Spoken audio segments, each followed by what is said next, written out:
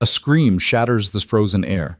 Not a cry for help, but the shriek of iron wheels grinding to a halt on Christmas Eve, 1882. The stagecoach door swings open, and out steps a ghost. A woman in rags so thin the Montana wind cuts straight through to bone. Her face is gaunt, her hands raw and cracked like split leather. She clutches a carpetbag held together with prayer and spite. And in her eyes burns something the good people of Pine Hollow haven't seen in years. Desperation so pure, it looks like hope. Within 48 hours, this woman will hold a loaded derringer to the chest of the most powerful man in the territory. She will stand between a child and abandonment, between a broken rancher and ruin, between survival and total annihilation. Her name is Elena Marlowe, and this is the story of how a woman with nothing became everything. Stay with me until the end and drop a comment with the city you're watching from. I want to see how far Elena's story travels across this world. Now, let me take you back to where it all began. The cold was a living thing. It crawled up through the floorboards of the stagecoach, gnawed at Elena's ankles, and settled deep in her chest where it froze every breath into a blade. She'd wrapped herself in every scrap of fabric she owned, a shawl with more holes than wool, a skirt patched so many times the original color was a mystery, and a coat that had once belonged to someone who loved her. That person was gone now. They were all gone. Elena pressed her forehead against the frost-glazed window and watched Montana unfold in shades of white and gray. Endless. Unforgiving. Beautiful, in the way a knife is beautiful, just before it cuts. "First time out west, miss?" The driver's voice drifted back through the thin cabin wall, tobacco rough and curious. Elena didn't answer. She'd learned that silence kept people from asking questions she couldn't afford to answer. Questions like, "Where's your family? Why are you traveling alone? What kind of woman shows up in the dead of winter with nothing but a carpetbag and a letter from a stranger? The kind who has no other choice." Her fingers found the envelope tucked inside her coat, worn soft from 100 readings. The paper was cheap, the handwriting plain and careful. The script of a man who'd learned his letters late, but took pride in forming them correctly. "Miss Marlowe, I am a widower with a young daughter and a ranch that needs a woman's hand. I can offer you honest work, fair wages, and a roof that don't leak much. If you can cook, mend, and teach a child her letters, we can suit each other fine. I ain't looking for love or lies, just help and someone who'll stay. Arrive Pine Hollow before Christmas. I'll meet you at the station. Jonas Hale." It wasn't a love letter. It wasn't even particularly kind. But it was a lifeline, and Elena had grabbed it with both hands before the undertaker could sell her mother's wedding ring to cover the burial plot. The stagecoach lurched, throwing her against the wall. Outside, the driver cursed colorfully as the horses whinnied in protest. Elena braced herself and peered through the window. Through the swirling snow, she could make out shapes. Buildings, mostly wood, huddled together like frightened animals.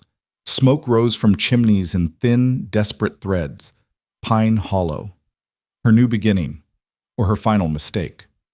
The coach shuddered to a stop in front of a building with a crooked sign that read, "Pine Hollow Station and General Store." Before Elena could gather her bag, the driver had already swung down and yanked open her door. "End of the line, miss."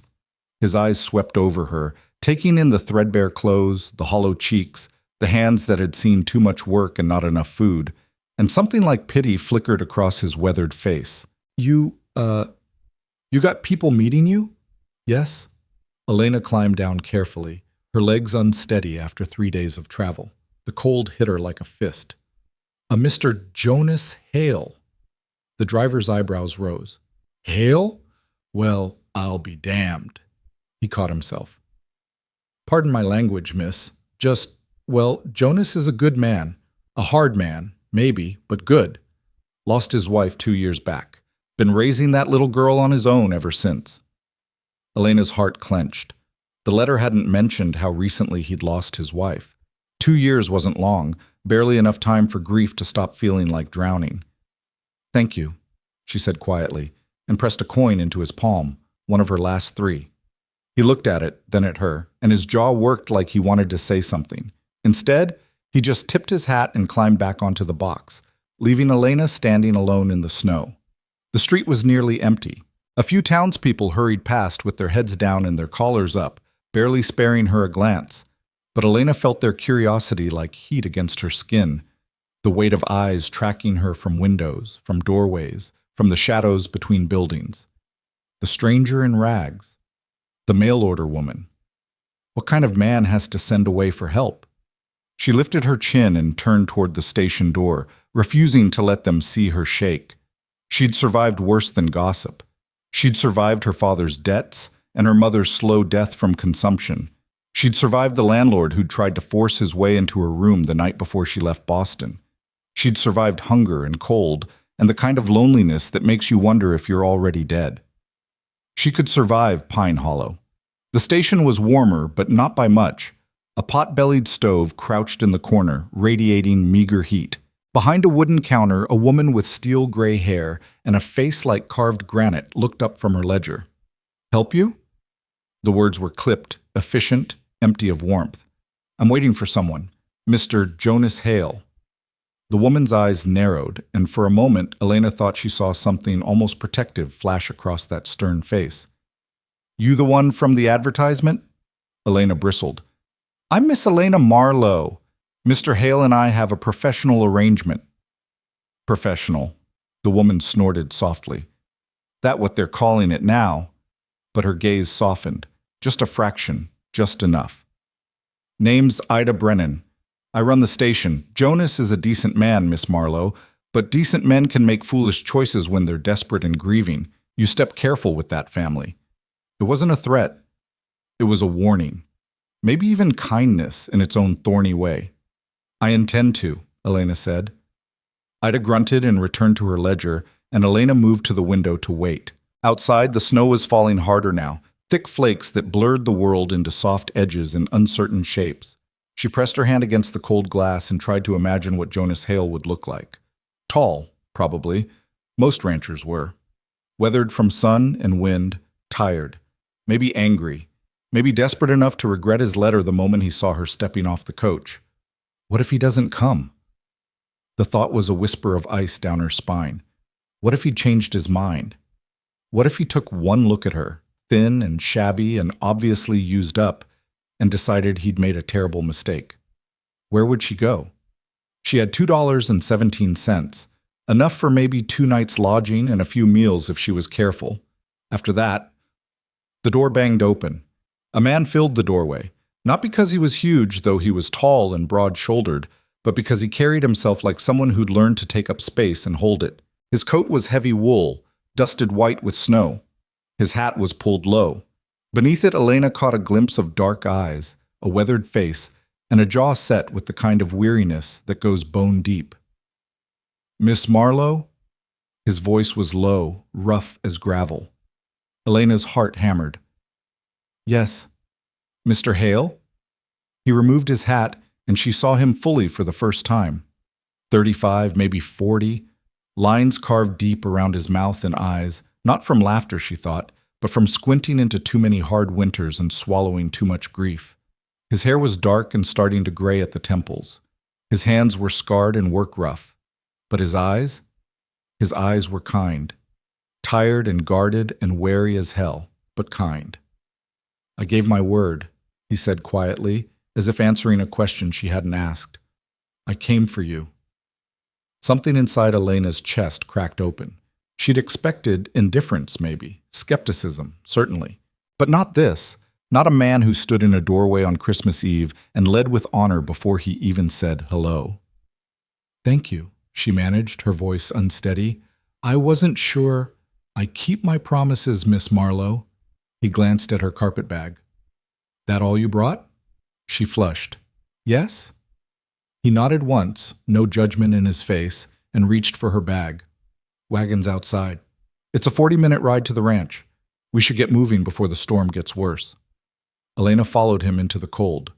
The wagon was simple, functional, a flat bed with a bench and a canvas cover that flapped in the wind. Jonas set her bag in the back and then turned to help her up. His hand was steady and impersonal, but when her fingers touched his palm, she felt the calluses, the strength, the careful way he supported her weight as she climbed onto the seat. He climbed up beside her, took the reins, and clicked his tongue. The horses, two sturdy bays with frost on their muzzles, leaned into their harness and pulled. They rode in silence. Elena watched the town fall away behind them, replaced by open land that rolled toward the mountains in white, endless waves. The sky was low and heavy, pressing down like a lid. The only sounds were the jingle of harness, the creak of wheels, the muffled thud of hooves in snow. "Cold enough for you?" Jonas asked after a while, his eyes on the road. "I'll manage." He glanced at her, quick, assessing, and then shrugged out of his coat. "Here." "No, He dropped it over her shoulders before she could finish protesting. The weight of it was startling, and the warmth, God, the warmth, soaked into her like sunlight. It smelled like wood smoke and leather, and something clean and earthy she couldn't name. "You'll freeze," she said. "I'm used to it." His tone said the subject was closed. Elena pulled the coat tighter and stared at the side of his face. He had a scar along his jaw, thin and white, old enough to have faded, but deep enough to have hurt. She wondered what had caused it. A fight? An accident? A wife who'd thrown something in anger before the consumption took her voice? "Your daughter," she said carefully. "Rose, that's her name, isn't it? How old is she?" 7. Jonas's expression softened just a fraction. Smart as a whip, stubborn as her mother, lonely. That last word landed heavy between them. "She doesn't know I'm coming, does she?" Jonas shook his head. Didn't want to get her hopes up. She's been disappointed before. Elena understood. A child who'd lost her mother, watched her father drown in grief, seen hired help come and go like ghosts. Of course she'd learned not to hope. "I won't disappoint her," Elena said quietly. Jonas looked at her fully then, his dark eyes searching hers. "You can't promise that." "No," Elena admitted, "but I can promise I'll try." Something shifted in his face. Not trust, not yet, but the faintest possibility of it. He nodded once and turned back to the road. The ranch appeared gradually through the snow, first a fence line, then a barn, then a house that looked small and solid and blessedly real. Smoke rose from the chimney, lamplight glowed in the windows. It wasn't grand, it wasn't even pretty, but it was shelter and warmth, and the first thing that had felt like hope since Elena's mother died. Jonas pulled the wagon to a stop and climbed down. Before he could reach for her, the front door flew open and a small figure burst onto the porch. "Papa!" The girl, Rose, was all dark braids and big eyes and bare feet despite the cold. She wore a nightgown and a shawl and an expression of pure relief as she threw herself at Jonas. He caught her easily, swinging her up with a low chuckle that transformed his entire face. "What are you doing out here, wild thing? You'll catch your death." "Mrs. Perry said you were late. I was worried." "Mrs. Perry worries too much." Jonas set her down gently and turned toward the wagon. "Rose, I'd like you to meet someone. This is Miss Marlowe. She's going to be staying with us for a while." Elena climbed down slowly, acutely aware of how she must look. A scarecrow in borrowed clothes, all bones and desperation. She tried to smile, but her face felt stiff. "Hello, Rose." The girl stared at her with the kind of unblinking intensity only children possess. Elena felt herself being measured, weighed, judged by a 7-year-old who'd learned young that adults lie and promises break. "You're skinny," Rose said finally. "Rose!" Jonas's voice was sharp with embarrassment. But Elena laughed, a real laugh, startled out of her by the blunt honesty. "You're right. I am. I've had a hard year." Rose considered this. "Did someone hurt you?" The question was so unexpected, so gentle, that Elena felt tears prick her eyes. "Life hurt me," she said softly. "But I'm still here." Rose nodded as if this made perfect sense. Then, with the sudden decisiveness of childhood, she reached out and took Elena's hand. Her fingers were small and warm and sticky with something, jam maybe or honey. "You can sleep in Mama's room," she said. "Papa doesn't like anyone going in there, but I think it's okay now. Do you like stories?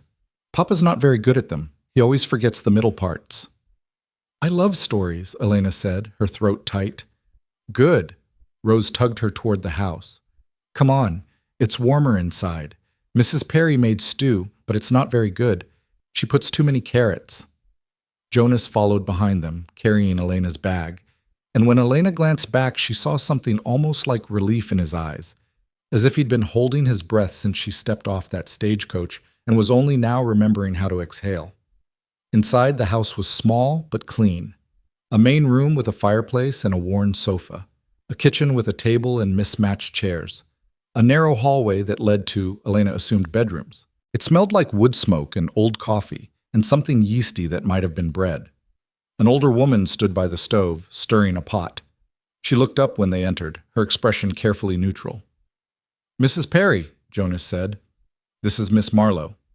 Mrs. Perry's eyes swept over Elena with the practiced assessment of someone who'd been hired help her whole life and knew how to spot trouble. "Miss?" She turned back to the stove. "Stew's ready. I'll leave you to settle in." It wasn't warm, but it wasn't hostile either. Elena accepted it as the best she could hope for. "Thank you, Mrs. Perry." Jonas hung his hat by the door. "I'll see you tomorrow." The woman nodded, wiped her hands on her apron, and left without another word. The door closed behind her, and suddenly the house felt very quiet. Rose was still holding Elena's hand. "Can I show her Mama's room, Papa?" Jonas hesitated, his jaw tightening. Elena could feel the weight of it, the unspoken grief, the room he hadn't entered in 2 years, the door he'd kept closed like a wound. "Maybe tomorrow," he started. "It's all right," Elena said quickly. "I can sleep on the sofa tonight. I don't want to intrude." "You're not intruding." Jonas's voice was rough. You're here to help. That means you need a proper bed." He looked down at Rose. "Go on then. Show her." Rose beamed and pulled Elena down the hallway. The door at the end was closed, and when Rose pushed it open, Elena saw why Jonas had avoided it. The room was frozen in time. A quilt on the bed, neatly made. A hairbrush on the dresser. A pair of slippers tucked beneath a chair. Everything exactly as it had been the day a woman named Sarah Hale had lain down for the last time and never gotten back up. "Mama liked flowers," Rose said quietly, pointing to the faded curtains patterned with roses. "Papa says it's because of my name, but I think she just thought they were pretty." Elena's heart ached. "I'm sure she did." "Do you think—" Rose's voice wavered. "Do you think she'd mind? You being here?" Elena knelt so they were eye to eye.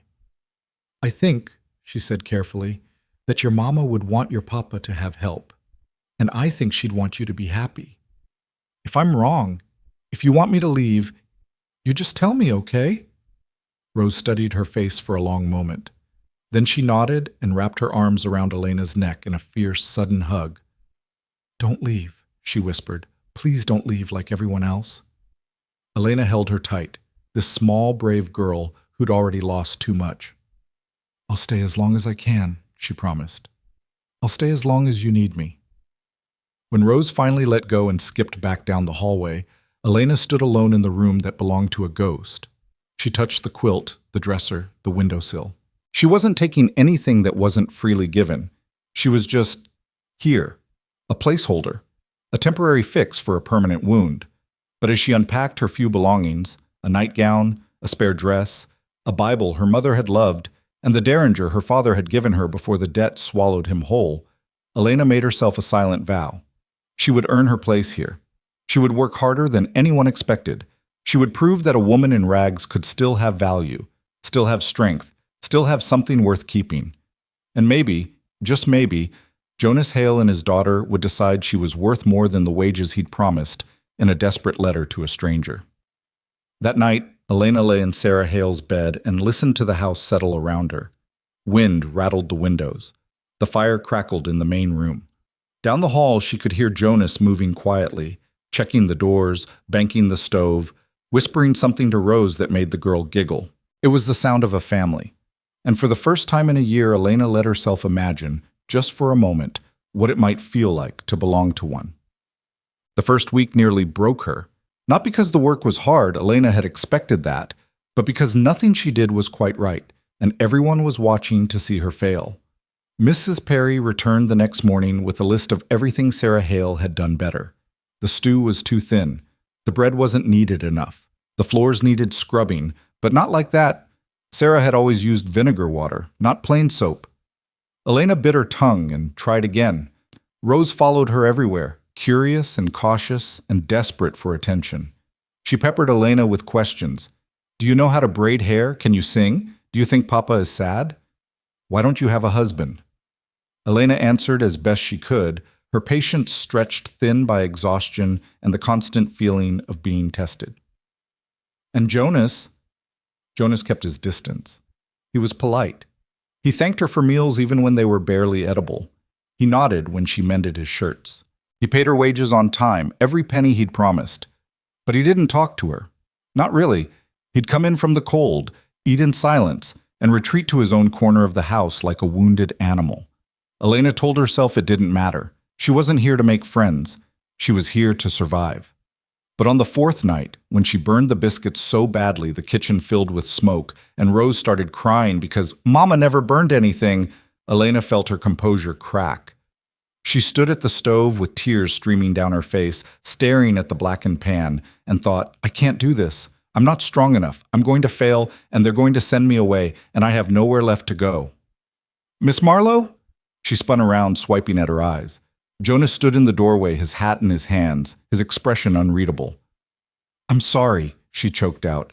I'll make more. Stop. He crossed the room in 3 strides and took the pan from her hands, setting it aside. Stop apologizing. You've been here 4 days. Sarah lived here 7 years. You can't expect... He broke off, his jaw working. You're trying. That's more than I had any right to ask for. Elena stared at him. I burned your dinner. I've eaten worse. He almost smiled. Rose is dramatic. She'll survive. Mrs. Perry said, Mrs. Perry isn't here at night when Rose has nightmares. Mrs. Perry doesn't sit with her and tell her stories until she falls asleep. You do that. His voice was rough. That's worth more than perfect biscuits. Elena's breath hitched. I didn't know she had nightmares. Every night since Sarah died.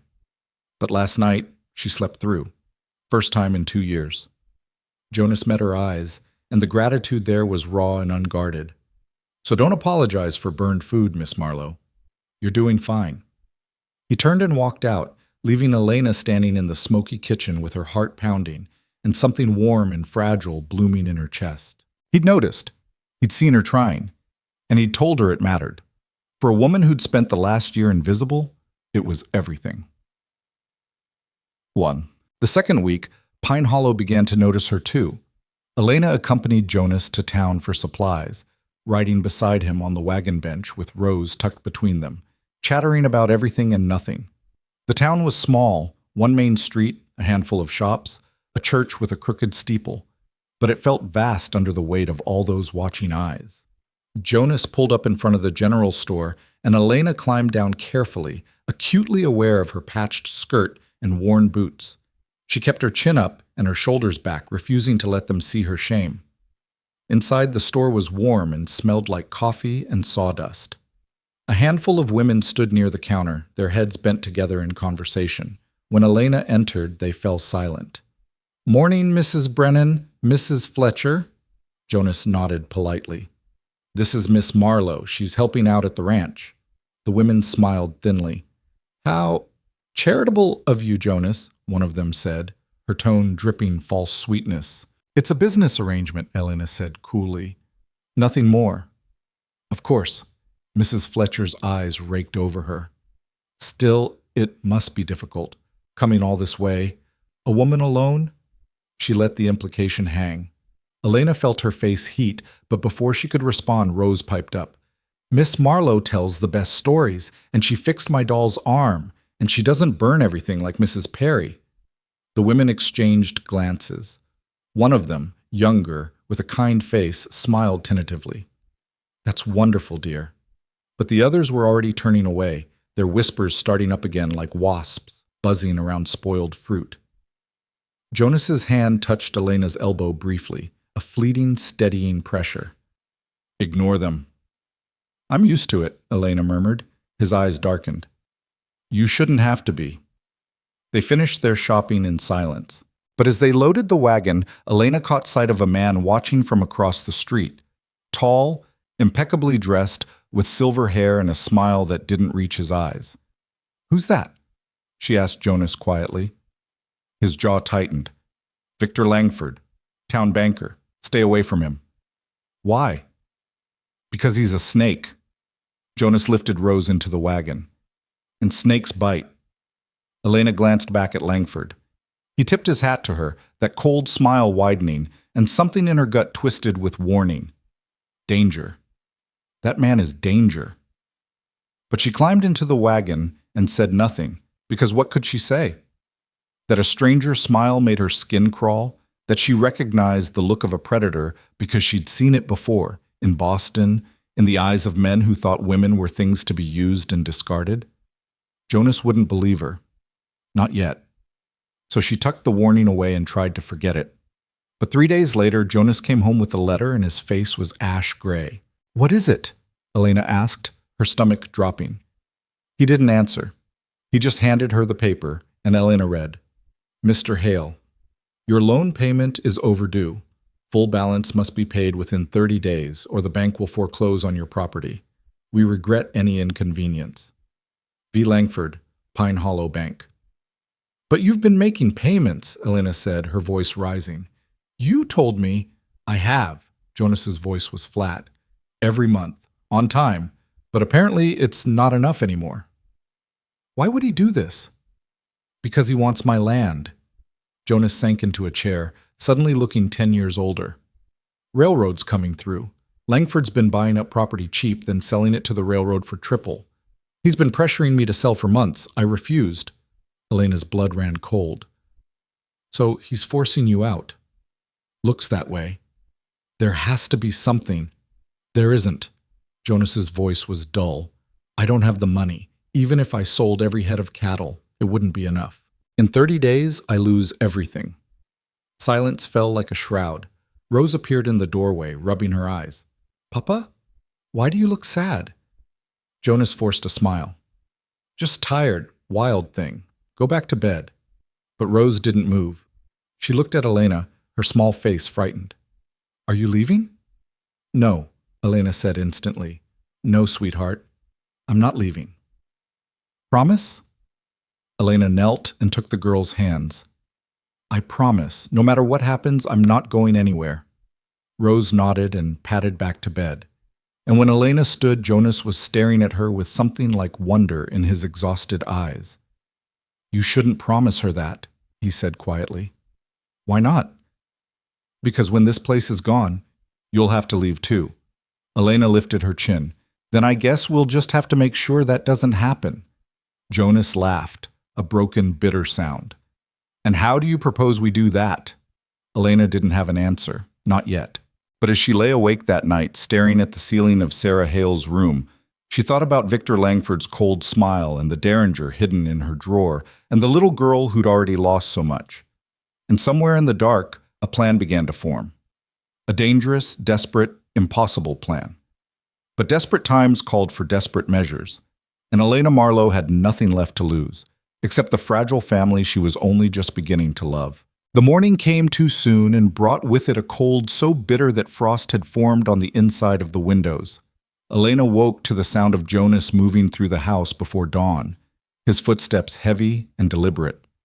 She dressed quickly in the dim light, her fingers clumsy with cold as she fastened the buttons of her only good dress, the one she'd been saving for church, though she hadn't yet found the courage to face the congregation's judgment.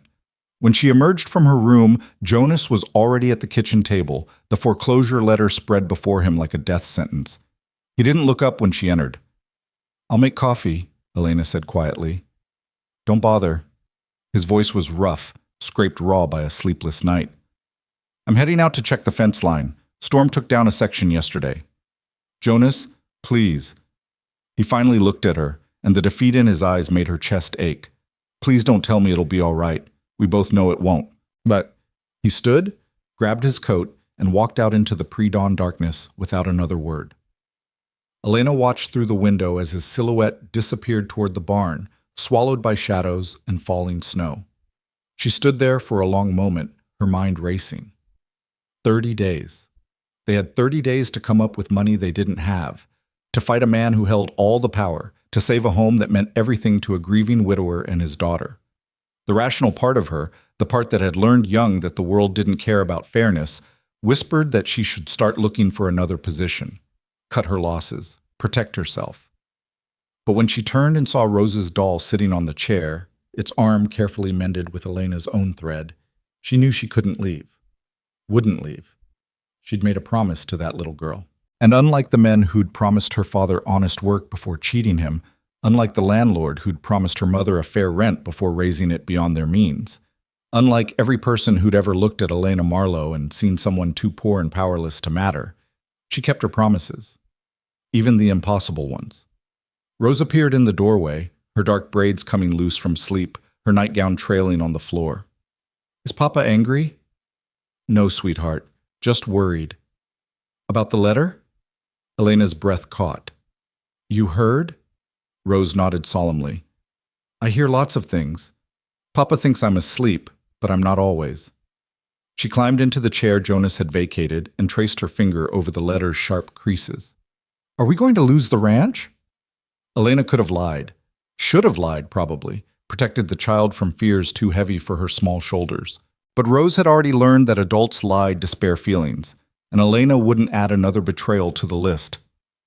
"I don't know," she said honestly, "but I'm going to try very hard to make sure we don't." "How?" "I'm still figuring that out." Rose considered this with the gravity of someone much older. "Mr. Langford is a bad man." "What makes you say that?"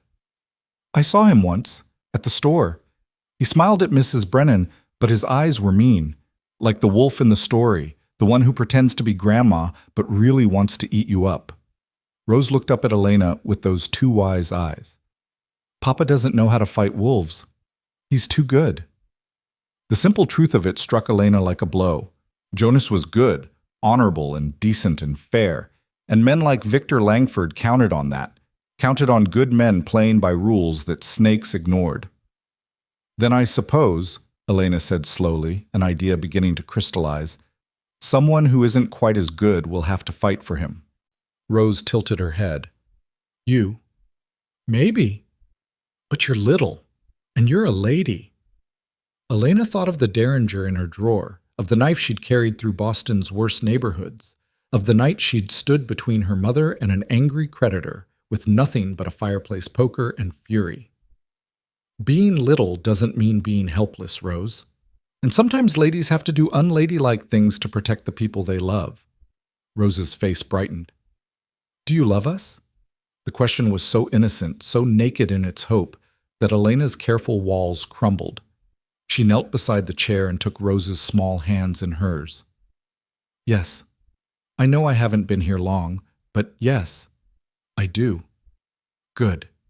Rose threw her arms around Elena's neck. "Because I love you too. You make Papa smile again. Not big smiles yet, but little ones. That's how it starts, isn't it? With little smiles?" Elena held her close, blinking back tears. "Yes, sweetheart. That's exactly how it starts." They made breakfast together, Rose chattering about the snow fort she wanted to build, Elena only half listening as her mind worked through possibilities. She needed information. She needed to understand exactly what leverage Langford had, what legal ground Jonas stood on, whether there was any technicality or loophole that could buy them time. But more than that, she needed to understand Victor Langford himself, his weaknesses, his fears, his pressure points. And there was only one way to get that kind of information. When Jonas returned 2 hours later, half frozen and exhausted, Elena had made her decision. "I need to go to town," she announced. Jonas looked up from warming his hands at the stove. "What for?" "Supplies, fabric for Rose. She's growing out of everything. And I want to speak with Mrs. Brennan at the station. She seems like someone who knows things." It wasn't entirely a lie. She did need to speak with Ida Brennan, just not about fabric. Jonas frowned. "Weather's getting worse. It can wait." "It can't, actually. Rose needs winter clothes, and if we wait much longer, the passes might close completely." Elena kept her voice light, reasonable. "I'll take the wagon. I've driven worse roads." "Not Montana roads, you haven't." "Then come with me." "Can't. Got to finish the fence before dark, and I'm already behind." He studied her face, suspicious now. "What's this really about, Miss Marlowe?" Elena met his gaze steadily. It's about making sure Rose has what she needs. It's about not sitting here feeling helpless while everything falls apart. It's about doing something. The last words came out sharper than she'd intended, edged with frustration. Jonas's expression flickered, surprise maybe, or recognition. He understood helplessness. He'd been drowning in it since the foreclosure notice arrived. "All right," he said finally. "Take the wagon. But you're back before dark, understand? And if the weather turns, you stop at the station and wait it out." "I will." "I mean it, Miss Marlowe. Montana winter isn't Boston winter. This cold kills." Elena nodded and went to fetch her coat. Jonas's coat, really, the one he'd given her that first day and never asked for back. As she bundled Rose into her warmest layers, the little girl whispered, "Are you going to fight the wolf?" "I'm going to learn how," Elena whispered back. The ride to Pine Hollow was brutal. Wind cut through the canvas wagon cover like knives, and the horses fought every step. By the time Elena pulled up in front of the station, her face was numb and her hands ached from gripping the reins. Ida Brennan looked up from her counter with barely concealed surprise.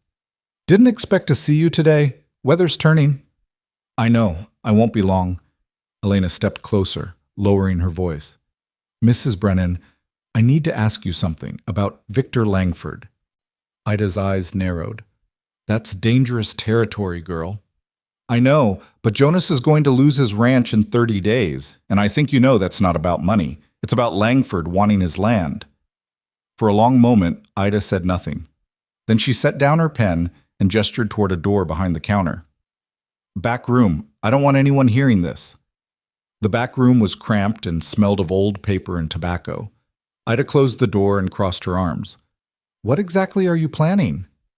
"I don't know yet, but I need to understand who I'm dealing with. You've lived here long enough to know things people don't talk about in polite company." Ida studied her with those sharp, assessing eyes. "You care about Jonas." It wasn't a question, but Elena answered anyway. "Yes." "And the girl?" "I'd die for her." Something in Ida's stern face softened. "Sarah said the same thing once.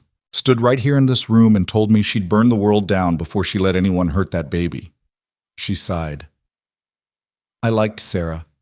She deserved better than consumption and an early grave." "Tell me about Langford." "What's to tell? He's a snake who figured out how to wear a suit and smile pretty. Came to Pine Hollow 5 years ago with Eastern money and big plans. Started buying up land cheap, foreclosing on folks who fell behind, convincing others to sell before they lost everything. Now he owns half the town." "Is it legal? What he's doing to Jonas?" "Legal enough. Banks have rights, and if Jonas missed a payment, he didn't. He said he's been paying on time every month." Ida's eyebrows rose. "Then Langford's playing dirtier than I thought. But proving it's another matter. Men like that don't leave evidence lying around." Elena's mind raced. There has to be something, a weakness, something he wants badly enough to negotiate for. Only thing Victor Langford wants is more money, more land, more power. Ida paused. "Though I did hear something interesting a few weeks back. One of the railroad surveyors was in here drinking too much and talking too loud.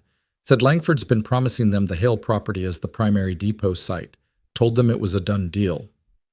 So if Jonas doesn't sell, Langford loses his big contract with the railroad, loses money, and, more importantly, loses face." Ida smiled grimly. "Men like Victor hate looking like fools more than they hate losing cash." Elena felt a spark of something dangerous ignite in her chest. "Where does he live?"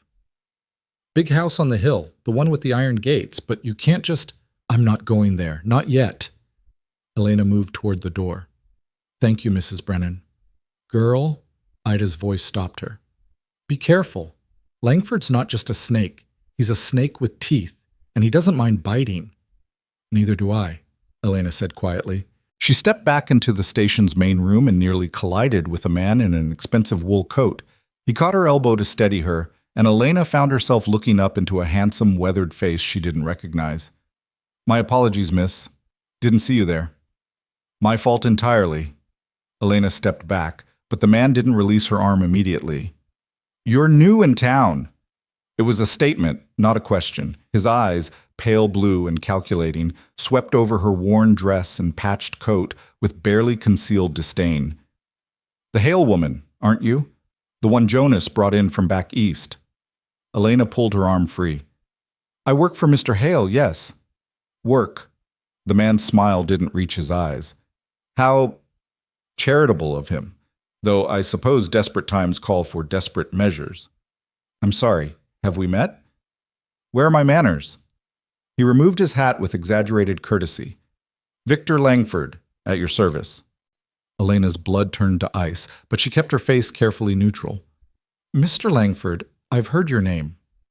"Nothing too terrible, I hope." His smile widened. "I'm the town banker. I handle most of the loans and property transactions around here, including, I believe, the mortgage on the Hale Ranch."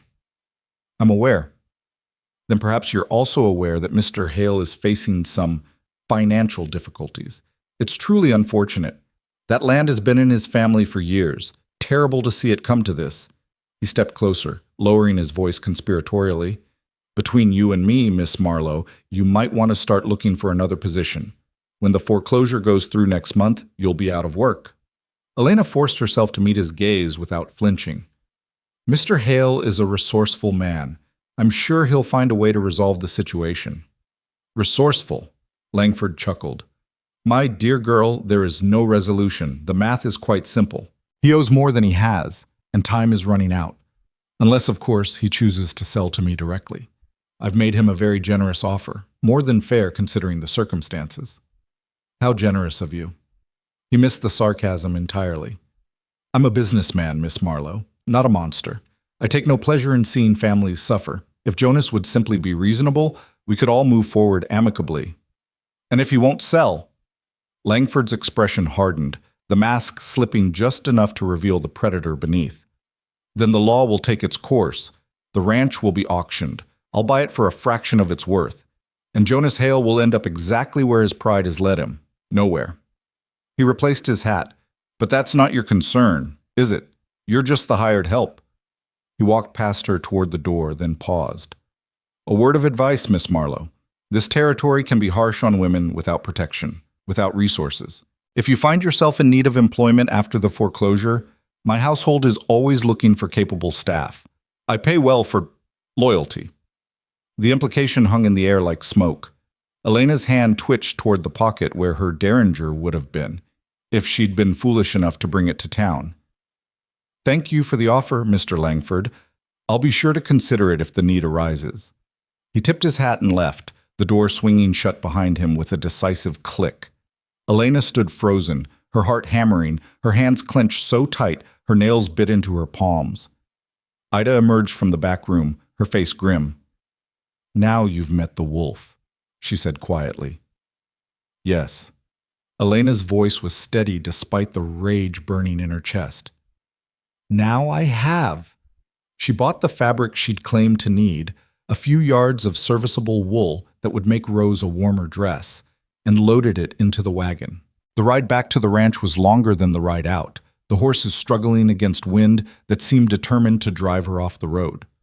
By the time she reached the farmhouse, full dark had fallen, and Jonas was waiting on the porch, his face tight with worry. "You said before dark," he said as she climbed down. "I got delayed. I'm sorry." He took the reins and led the horses toward the barn. "Find what you needed?" "Yes." "That all?" Elena hesitated. She could tell him about Langford, about the confrontation at the station, about the cold promise in those pale eyes. But what good would it do except make him more worried, more helpless? "That's all," she lied. Jonas studied her face in the lamplight spilling from the house. "You're a terrible liar, Miss Marlowe." "Good thing I'm not lying, then." "Elena." It was the first time he'd used her given name, and the sound of it in his rough voice sent heat through her chest. "Whatever you're planning, don't. Langford's dangerous." "I'm not—" "You went to town to ask questions. Don't deny it. I know that look. I wore it myself for weeks after Sarah died. That desperate, determined look of someone who thinks they can fight fate if they just try hard enough." His voice softened. "But you can't." Some things can't be fixed. Elena stepped closer, close enough to see the exhaustion carved into his face, the gray threading through his dark hair, the way his shoulders bowed under invisible weight. Maybe not, but I can't just sit here and do nothing while you lose everything. Why not? It's not your fight. Yes, it is. The words came out fierce, almost angry. Rose is my fight. This home is my fight. You are... She broke off, not quite ready to finish that sentence. Jonas stared at her. I'm what? You're a good man who deserves better than to be crushed by a snake in an expensive suit. Elena's throat tightened. And I'm tired of watching good people lose while bad people win. For a moment, neither of them moved. The wind howled around the barn, and snow fell in thick, silent curtains, cocooning them in white.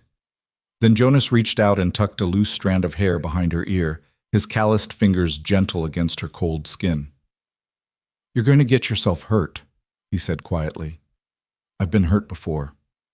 I survived. Elena, I made Rose a promise, Jonas. I told her I wouldn't leave. I meant it. She held his gaze. I keep my promises. Something shifted in his expression. Resignation, maybe, or acceptance. He nodded once and turned toward the barn. Then I suppose there's no stopping you. No, there isn't. Over the next 2 weeks, Elena became a student of Victor Langford. She listened when townspeople talked, picking up scraps of information like a crow collecting bright objects. She learned that he was unmarried but kept a housekeeper who was paid far too well to ask questions. She learned that he'd grown up poor in Philadelphia and clawed his way to wealth through ruthless cunning. She learned that he loved fine whiskey, hated losing at cards, and had a particular fondness for pretty young women who needed his help. She learned, in short, exactly how to approach a monster. The opportunity came on a Friday afternoon when Jonas was in town meeting with his lawyer, a futile visit, they both knew, but one he had to make anyway. Rose was at the schoolhouse for her lessons, and Elena was alone at the ranch when the rider came up the drive. He was young, barely 20, with the cocky swagger of someone who'd been given a little authority and didn't know what to do with it. Message for Jonas Hale. He's not here. I'll give it to him.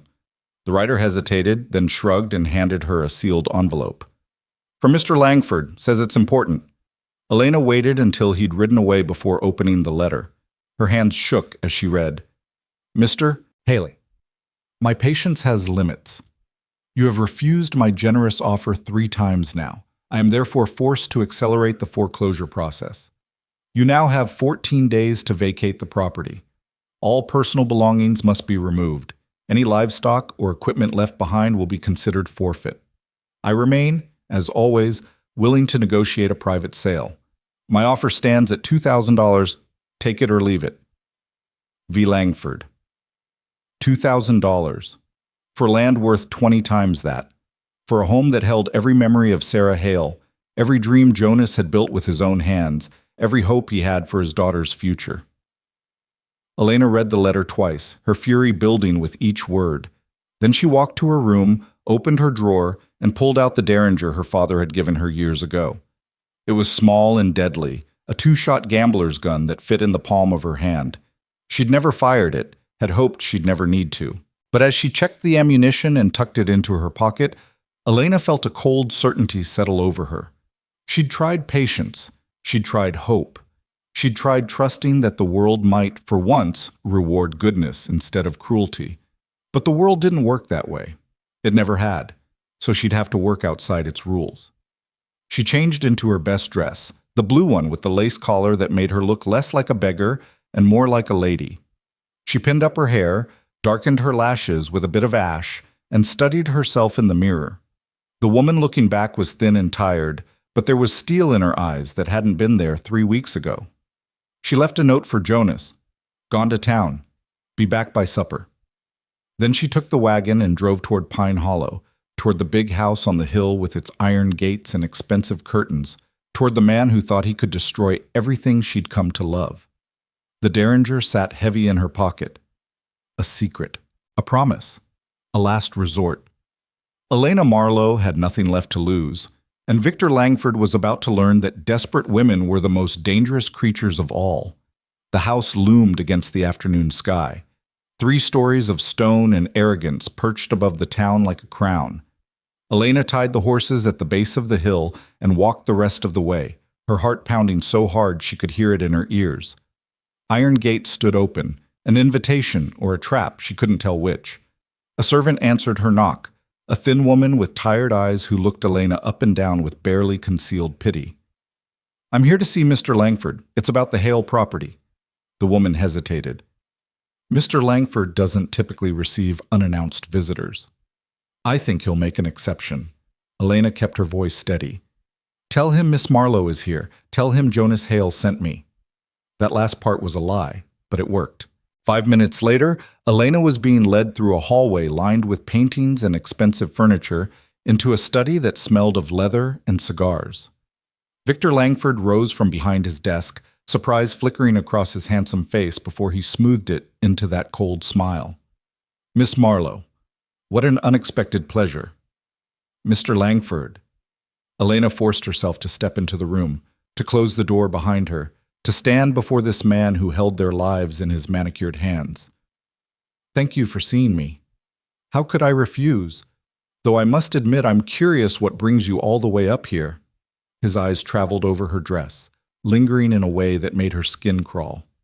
"Jonas doesn't know you're here, does he?" "No." "Even more interesting." He gestured to a chair. "Please sit. Can I offer you something? Tea? Perhaps something stronger?" "I won't be here that long." Elena remained standing. "I came to discuss your offer on the ranch."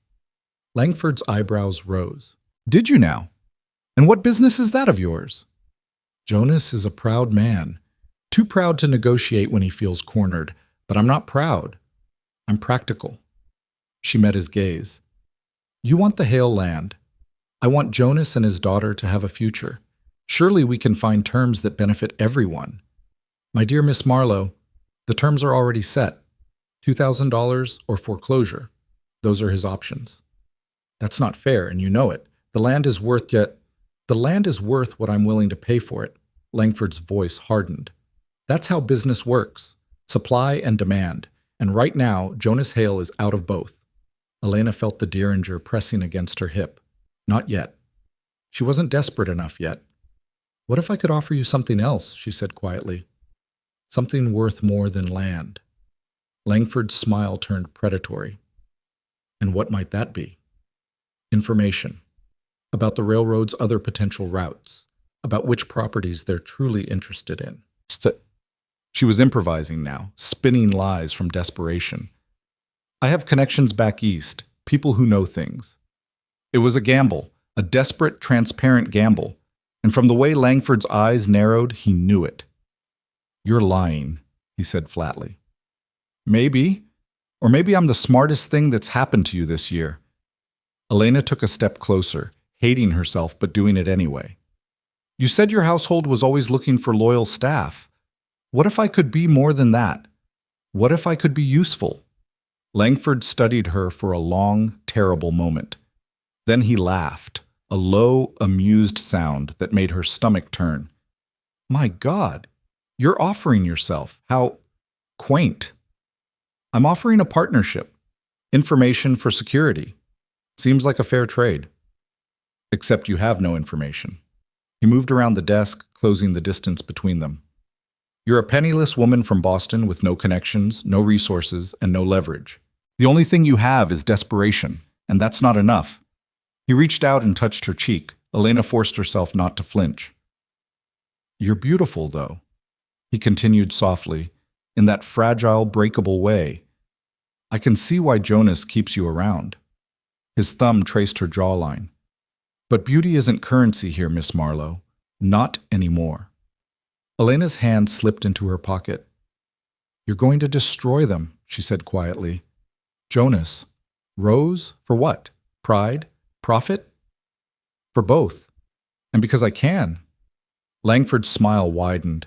"Men like Jonas Hale are dinosaurs, noble and stupid and doomed to extinction.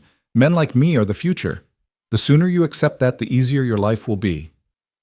"And if I can't accept it?" "Then you'll suffer along with them." Elena pulled the derringer and pressed it against his chest. Langford froze, his eyes widening with genuine surprise. "What? You're going to write a new letter," Elena said, her voice steady despite the terror screaming through her veins. "You're going to give Jonas 90 days instead of 14. You're going to waive the next 3 months of payments, and you're going to stop pressuring him to sell.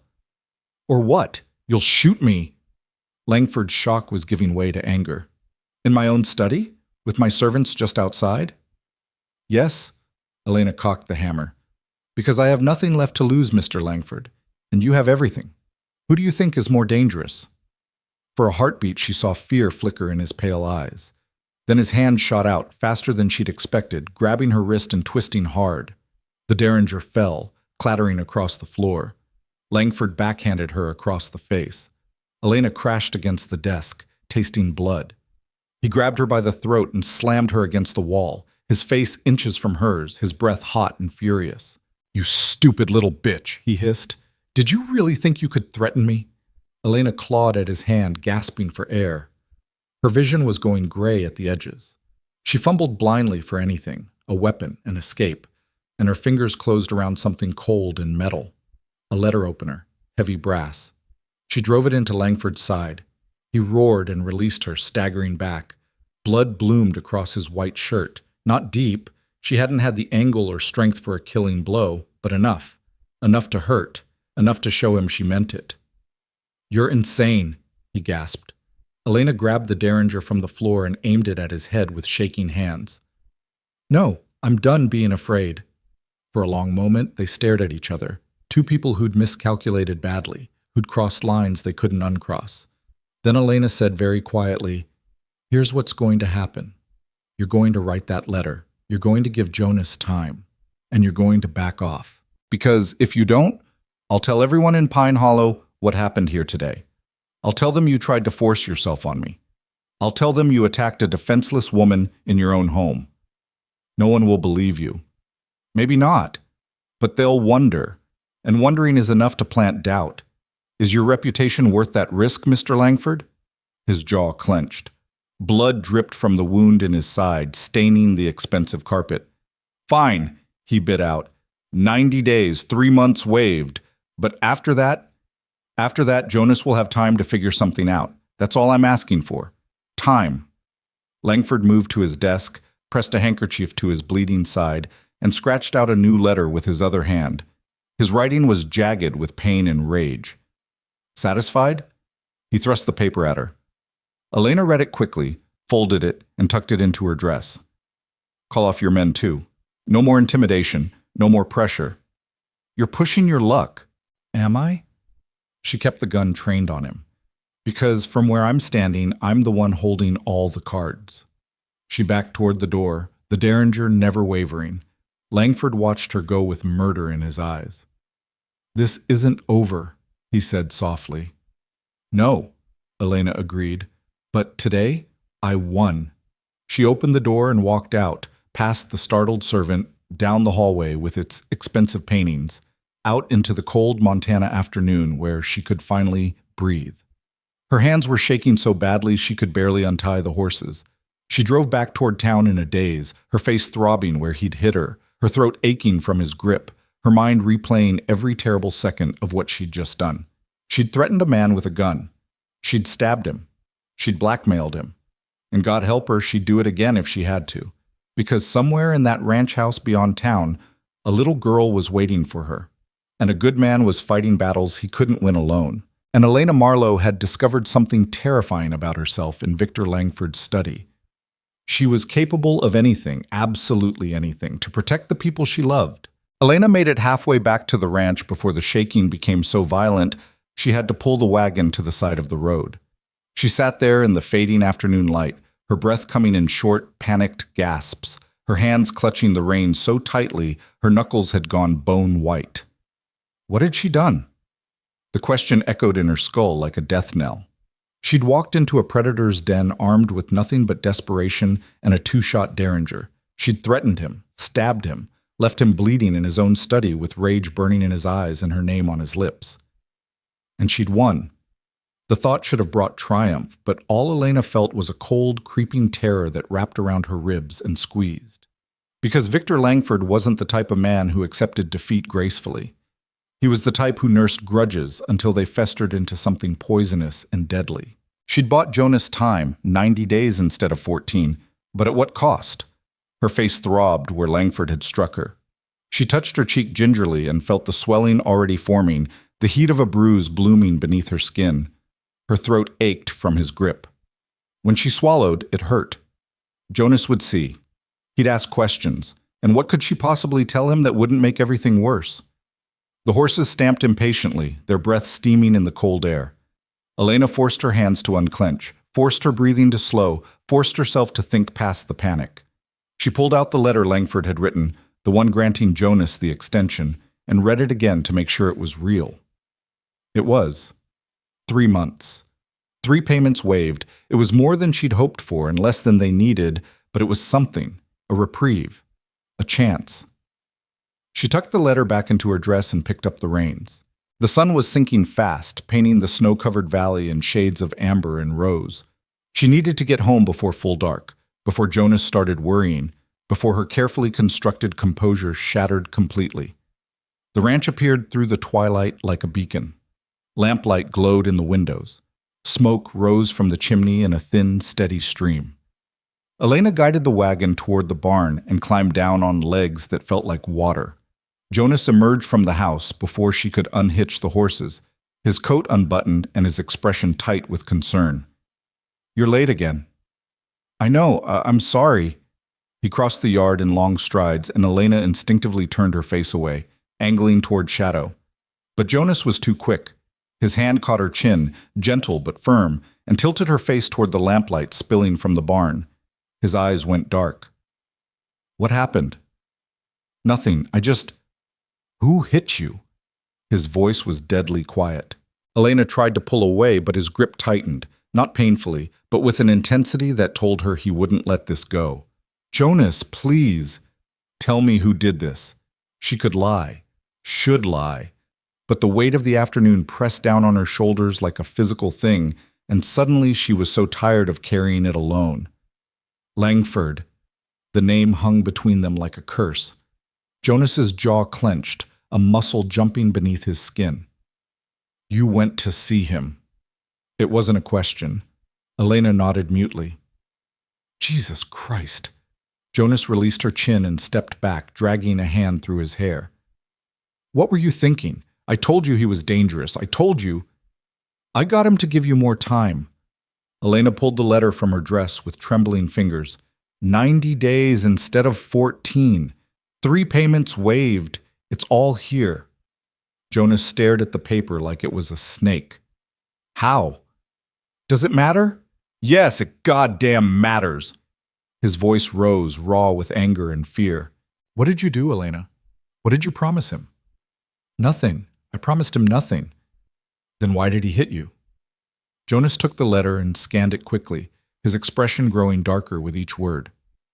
"This isn't charity. Men like Langford don't give extensions out of the goodness of their hearts. What leverage do you have on him?"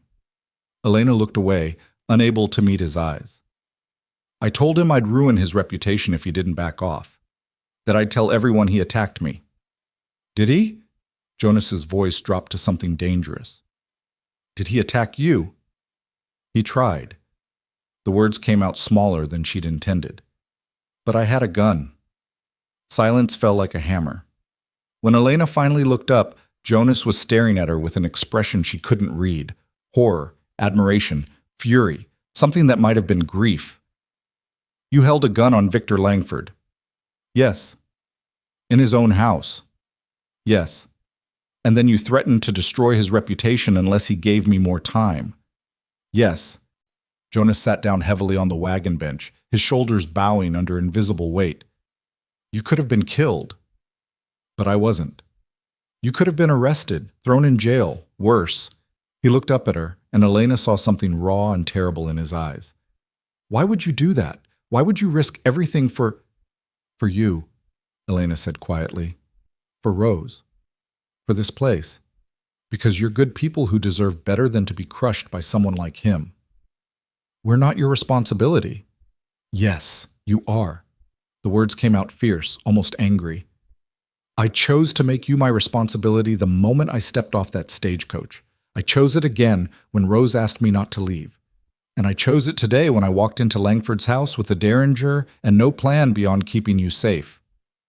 Jonas stood and closed the distance between them in 2 strides. For a wild moment, Elena thought he might shake her, might shout at her for her recklessness and stupidity. Instead, he pulled her into his arms and held her so tightly she could barely breathe. "Don't do that again," he said roughly against her hair. "Don't ever put yourself in that kind of danger for me again." Elena's careful control finally cracked. She buried her face against his chest and let herself shake. Let herself feel the terror she'd been holding at bay since the moment Langford's hand closed around her throat. Jonas's arms tightened around her, one hand coming up to cradle the back of her head. "I've got you," he murmured. "You're safe now. I've got you." But even as Elena clung to him, even as his warmth seeped into her bones and his steady heartbeat anchored her to something solid and real, she knew the truth. She wasn't safe. None of them were. Langford wouldn't forget, wouldn't forgive. And 90 days wasn't forever. They stood like that in the cold barn for a long time, neither willing to let go first. Finally, Jonas pulled back just enough to look at her face. His thumb brushed gently over her bruised cheek, and his expression went hard again. "I should ride to town tonight. Have him arrested for assault." "No." Elena caught his wrist. "That's not how men like him work. He has the sheriff in his pocket, the judge, too, probably. All you'd do is make him angrier. So we just let him get away with this?" "For now." Elena held his gaze. "We use the time he gave us. We figure out another way to save the ranch. And we stay as far away from Victor Langford as possible." Jonas looked like he wanted to argue, but finally he nodded. "All right? But if he comes near you again, he won't." Elena tried to sound more confident than she felt. "I scared him, Jonas. Not much, maybe, but enough. He knows I'm not helpless. You're also not invincible." "I know." She managed a weak smile. "But I'm stubborn. That counts for something." The corner of Jonas's mouth twitched, almost a smile. "That it does." He released her reluctantly and moved to unhitch the horses. "Come on, Rose will be wondering where we are. And you need to eat something. You're too thin." They worked in companionable silence, putting the horses away and securing the barn for the night. By the time they walked to the house together, full dark had fallen and the temperature had dropped enough to make their breath fog in the air. Rose was waiting inside, her face pressed against the window. When she saw them, she flew to the door and threw herself at Elena with such force they both nearly toppled. "You were gone forever. I thought something happened." "I'm fine, sweetheart." Elena smoothed the girl's dark braids. "Just some business in town that took longer than expected." Rose pulled back and studied her face with those 2 perceptive eyes. "Your face is hurt." "I fell getting out of the wagon. Clumsy of me." It was a terrible lie, and from the way Jonas's jaw tightened behind Rose, he knew it. But Rose accepted it with the easy faith of childhood and tugged Elena toward the kitchen. "I made biscuits. Mrs. Perry showed me how. They're only a little burned." The biscuits were, in fact, quite burned. But Elena ate 2 of them anyway and praised Rose's culinary skills until the girl glowed with pride. They had supper together around the scarred kitchen table, venison stew and Rose's blackened biscuits and coffee strong enough to strip paint. And for a little while, Elena let herself pretend everything was normal. But later, after Rose had been tucked into bed and the dishes were washed and put away, Jonas found her sitting by the fireplace with her shawl wrapped tight around her shoulders. "Can't sleep?" He settled into the chair opposite hers. "Too much in my head." "I know the feeling." He was quiet for a moment, staring into the flames. "The lawyer said there's no legal recourse. Langford owns the note, and the contract is ironclad. Even with the extension, unless I come up with the full amount by spring, the ranch is his." "How much?" $8,000. Elena's stomach dropped. It might as well have been 8 million. "That's impossible." "I know." Jonas's voice was flat. "I could sell every head of cattle, every piece of equipment, work 3 jobs for the next year, and still not come close. There has to be another way." "There isn't. I've been over the numbers 100 times. There's just no way to raise that kind of money in 3 months." He looked at her, his dark eyes reflecting firelight. You bought me time, Elena, and I'm grateful. But all you did was delay the inevitable. Don't say that. Why not? It's the truth. The truth is what we make it. Elena leaned forward, intensity burning through her exhaustion. You're giving up before the fight's even started. I'm being realistic. You're being defeated. She stood and crossed to his chair, dropping to her knees beside it so they were eye to eye. Listen to me, Jonas Hale. I didn't walk into that monster's house and threaten him with a gun so you could sit here and tell me it was all for nothing. I didn't let him put his hands on me and hurt me just so you could surrender without even trying. Jonas flinched. Elena, I believe in you. Rose believes in you. Don't you dare prove us wrong. For a long moment, he just stared at her. Then his hand came up and cupped her bruised cheek with heartbreaking gentleness. You're the bravest person I've ever met. You know that? I'm not brave. I'm desperate. Brave and desperate aren't mutually exclusive. His thumb traced her cheekbone, careful of the swelling. I don't deserve you. Probably not, Elena said, and was rewarded with a startled laugh that transformed his whole face. She smiled back, something warm and fragile unfurling in her chest. But you're stuck with me anyway. Is that so? Absolutely. I signed a contract, remember? Fair wages and a roof that doesn't leak much. The roof leaks quite a bit, actually. Then I suppose you'll have to make it up to me in other ways. The words hung in the air between them, heavier than she'd intended. Jonas's expression shifted, became something darker and more intense. His hand slid from her cheek to the back of her neck, his fingers tangling gently in her hair. Elena, he said roughly, I need you to understand something. What? This thing between us, whatever it is, it's not just gratitude.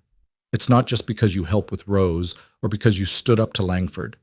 He swallowed hard. I care about you more than I should, more than is probably wise given the circumstances. Elena's heart hammered against her ribs. Jonas! Let me finish. His grip tightened slightly. I'm a widower with a failing ranch and a daughter who needs more than I can give her. I have nothing to offer you except trouble and hard work and probably heartbreak. If you had any sense, you'd take the wages you've earned and get as far from here as possible. Are you trying to talk me into leaving? I'm trying to give you an out before things get more complicated. Elena reached up and covered his hand with hers, holding it against her neck. What if I don't want an out? What if complicated is exactly what I'm looking for? Then you're as foolish as I am. Probably, she smiled. But at least we're foolish together. Jonas made a sound that was half laugh, half groan, and then he was pulling her up and kissing her with a desperate hunger that stole her breath. Elena melted into him, her hands fisting in his shirt, her body pressed against his in a way that made every nerve ending sing. He tasted like coffee and smoke and something indefinably him. His beard scraped against her skin, his arms wrapped around her waist, lifting her half off her feet. Elena had been kissed before, fumbling, awkward kisses from boys who didn't know what they were doing. But this was different. This was a man who knew exactly what he wanted and wasn't afraid to take it. When they finally broke apart, both breathing hard, Jonas pressed his forehead against hers. I'm sorry, that was perfect, Elena finished. That was perfect. I shouldn't have. Yes, you should have. She pulled back just enough to look him in the eye. I've wanted you to do that for weeks. Weeks? His eyebrows rose. I thought you found me terrifying. I did. You're very intimidating when you scowl. She smiled. But then I got to know you, and I realized you're not scary at all. You're just sad and tired and trying so hard to keep everything together that you've forgotten how to let anyone help you. Jonas's throat worked. Sarah used to say something similar. The name settled between them like a ghost. Elena tensed, suddenly unsure. I'm not trying to replace her. I know. And I'm not looking for a replacement. He tucked a strand of hair behind her ear. But I am looking for someone to share this life with. Someone strong enough to handle the hard parts and brave enough to fight for what matters. His voice dropped. Someone exactly like you. Elena felt tears prick her eyes. Jonas! A floorboard creaked behind them. They sprang apart like guilty teenagers and turned to find Rose standing in the hallway in her nightgown, her eyes wide and knowing. "I had a bad dream," she said solemnly. Jonas cleared his throat. "Come here, wild thing."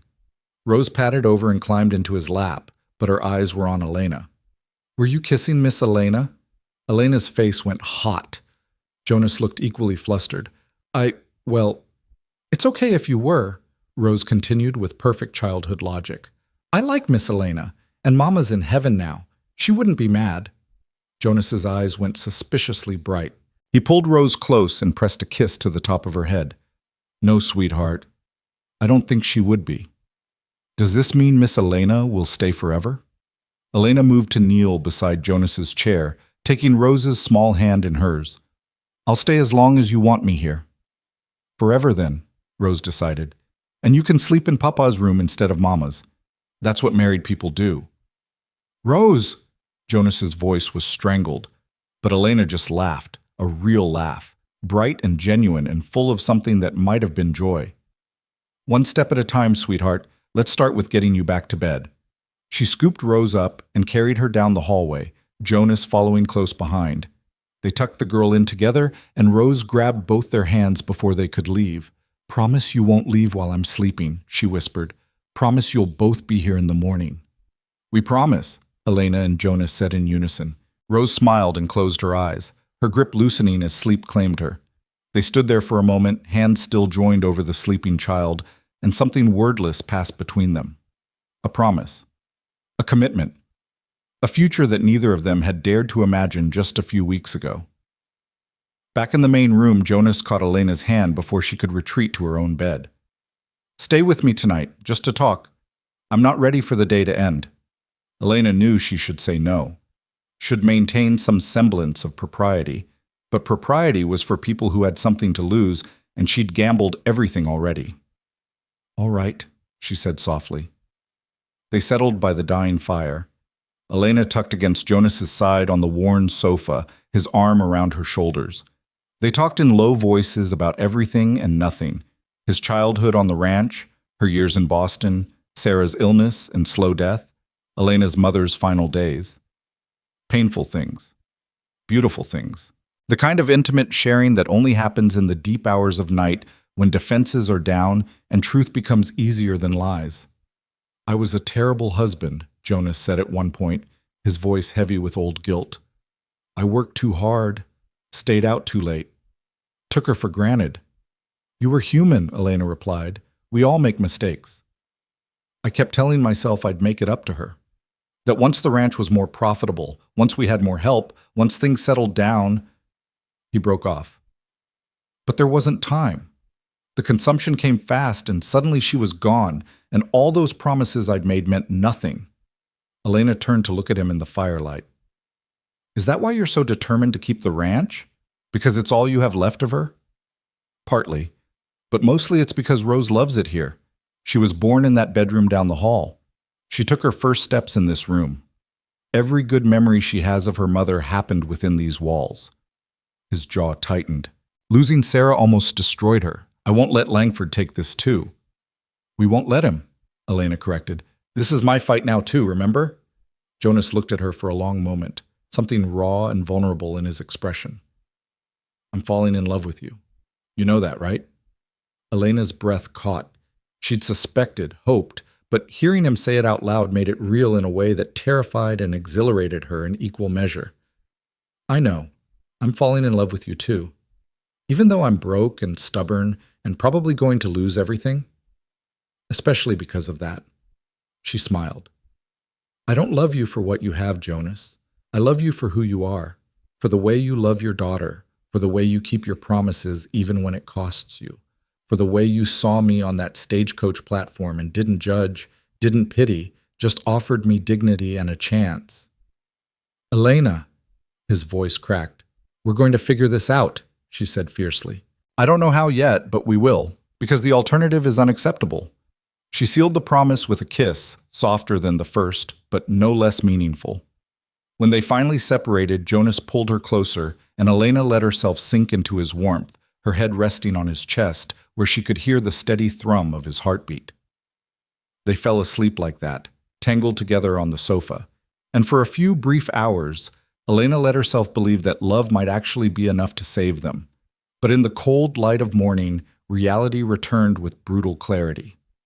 Elena woke first, stiff from sleeping sitting up, and found Jonas still asleep beside her. His face was younger in sleep, the hard lines smoothed away. She watched him for a moment, memorizing every detail, the gray at his temples, the scar on his jaw, the way his hand had stayed curled protectively around her waist, even in sleep. Then she carefully extracted herself and moved to the window. Dawn was breaking over the mountains, painting the snow-covered valley in shades of pearl and rose. It was beautiful, heartbreakingly beautiful. And in 90 days, it might belong to Victor Langford. The thought made Elena's stomach churn with impotent rage. She pressed her forehead against the cold glass and tried to think. There had to be something they were missing, some angle they hadn't considered, some way to... A rider appeared on the road, moving fast. Elena's breath caught as she recognized the horse, one of Langford's expensive thoroughbreds. The rider pulled up in front of the house and dismounted, and Elena's blood turned to ice. It was the same young man who delivered Langford's letter yesterday, the one with the cocky swagger. Only now his swagger was gone. He looked nervous, frightened even. Elena moved quickly, opening the door before he could knock. "What do you want?" The man startled. "Message for Mr. Hale, from Mr. Langford." "Give it to me." "I'm supposed to deliver it directly." I said give it to me." Something in her tone made him obey. He thrust an envelope at her and practically ran back to his horse. Elena closed the door and stared at the envelope in her hands. It was heavier than yesterday's letter, sealed with red wax. "Elena?" Jonas appeared in the hallway, his hair disheveled, his eyes still foggy with sleep. "What's wrong?" She handed him the envelope without a word. Jonas broke the seal and pulled out not one, but several pages. His face went gray as he read. "What is it?" Elena's voice was barely a whisper. Jonas looked up, and in his eyes she saw something that made her knees weak with dread. "It's a lawsuit. Langford is suing me for trespassing, harassment, and destruction of property. He's claiming I sent you to his house yesterday to threaten and assault him. He's demanding $10,000 in damages." He looked at her, his expression shattered. "Elena, what the hell did you do to him?" She couldn't breathe, couldn't think. The room seemed to tilt around her. "I stabbed him. Not badly. Just enough to make him let go of me. I didn't think..." "You stabbed Victor Langford?" Jonas's voice rose. "Jesus Christ, Elena. He was choking me. I couldn't breathe. I couldn't..." Her voice broke. "I didn't know what else to do." Jonas sank into a chair, the lawsuit papers falling from his numb fingers. "He's going to win. Even without evidence, even without witnesses. His word against yours. A respected banker versus a woman who works for me. The judge will side with him." He looked at her with something that might have been betrayal. "You said you had leverage. You said you'd scared him into backing off." "I thought I did. I thought..." Elena pressed her hands to her face, hot tears spilling down her cheeks. "I'm sorry. God, Jonas, I'm so sorry. I was just trying to help." "I know." His voice was hollow. "But you made everything worse." The words hit like a physical blow. Elena stumbled back, her shoulder hitting the wall. "I'll leave. I'll go to town and tell the sheriff it wasn't you. I'll take responsibility for everything." "And then what? You'll go to jail or worse?" Jonas stood and crossed to her, gripping her shoulders. "No, I won't let that happen." "But the lawsuit, we'll figure it out." "How? You just said he's going to win. $10,000 on top of the $8 you already owe." Elena's voice rose to something near hysteria. "I destroyed you. I destroyed everything." "No." Jonas's grip tightened. "Langford destroyed this. He pushed and pushed until someone pushed back. This isn't your fault." "Yes, it is. I went there. I threatened him. Jonas cut off her words with a kiss, hard and desperate and tasting of fear and fury and something that might have been forgiveness. When he pulled back, his forehead pressed against hers. "Listen to me. We're in this together now, all of it. The ranch, the debt, the lawsuit. It's not just my burden anymore. It's ours." "Jonas, I love you," he said roughly.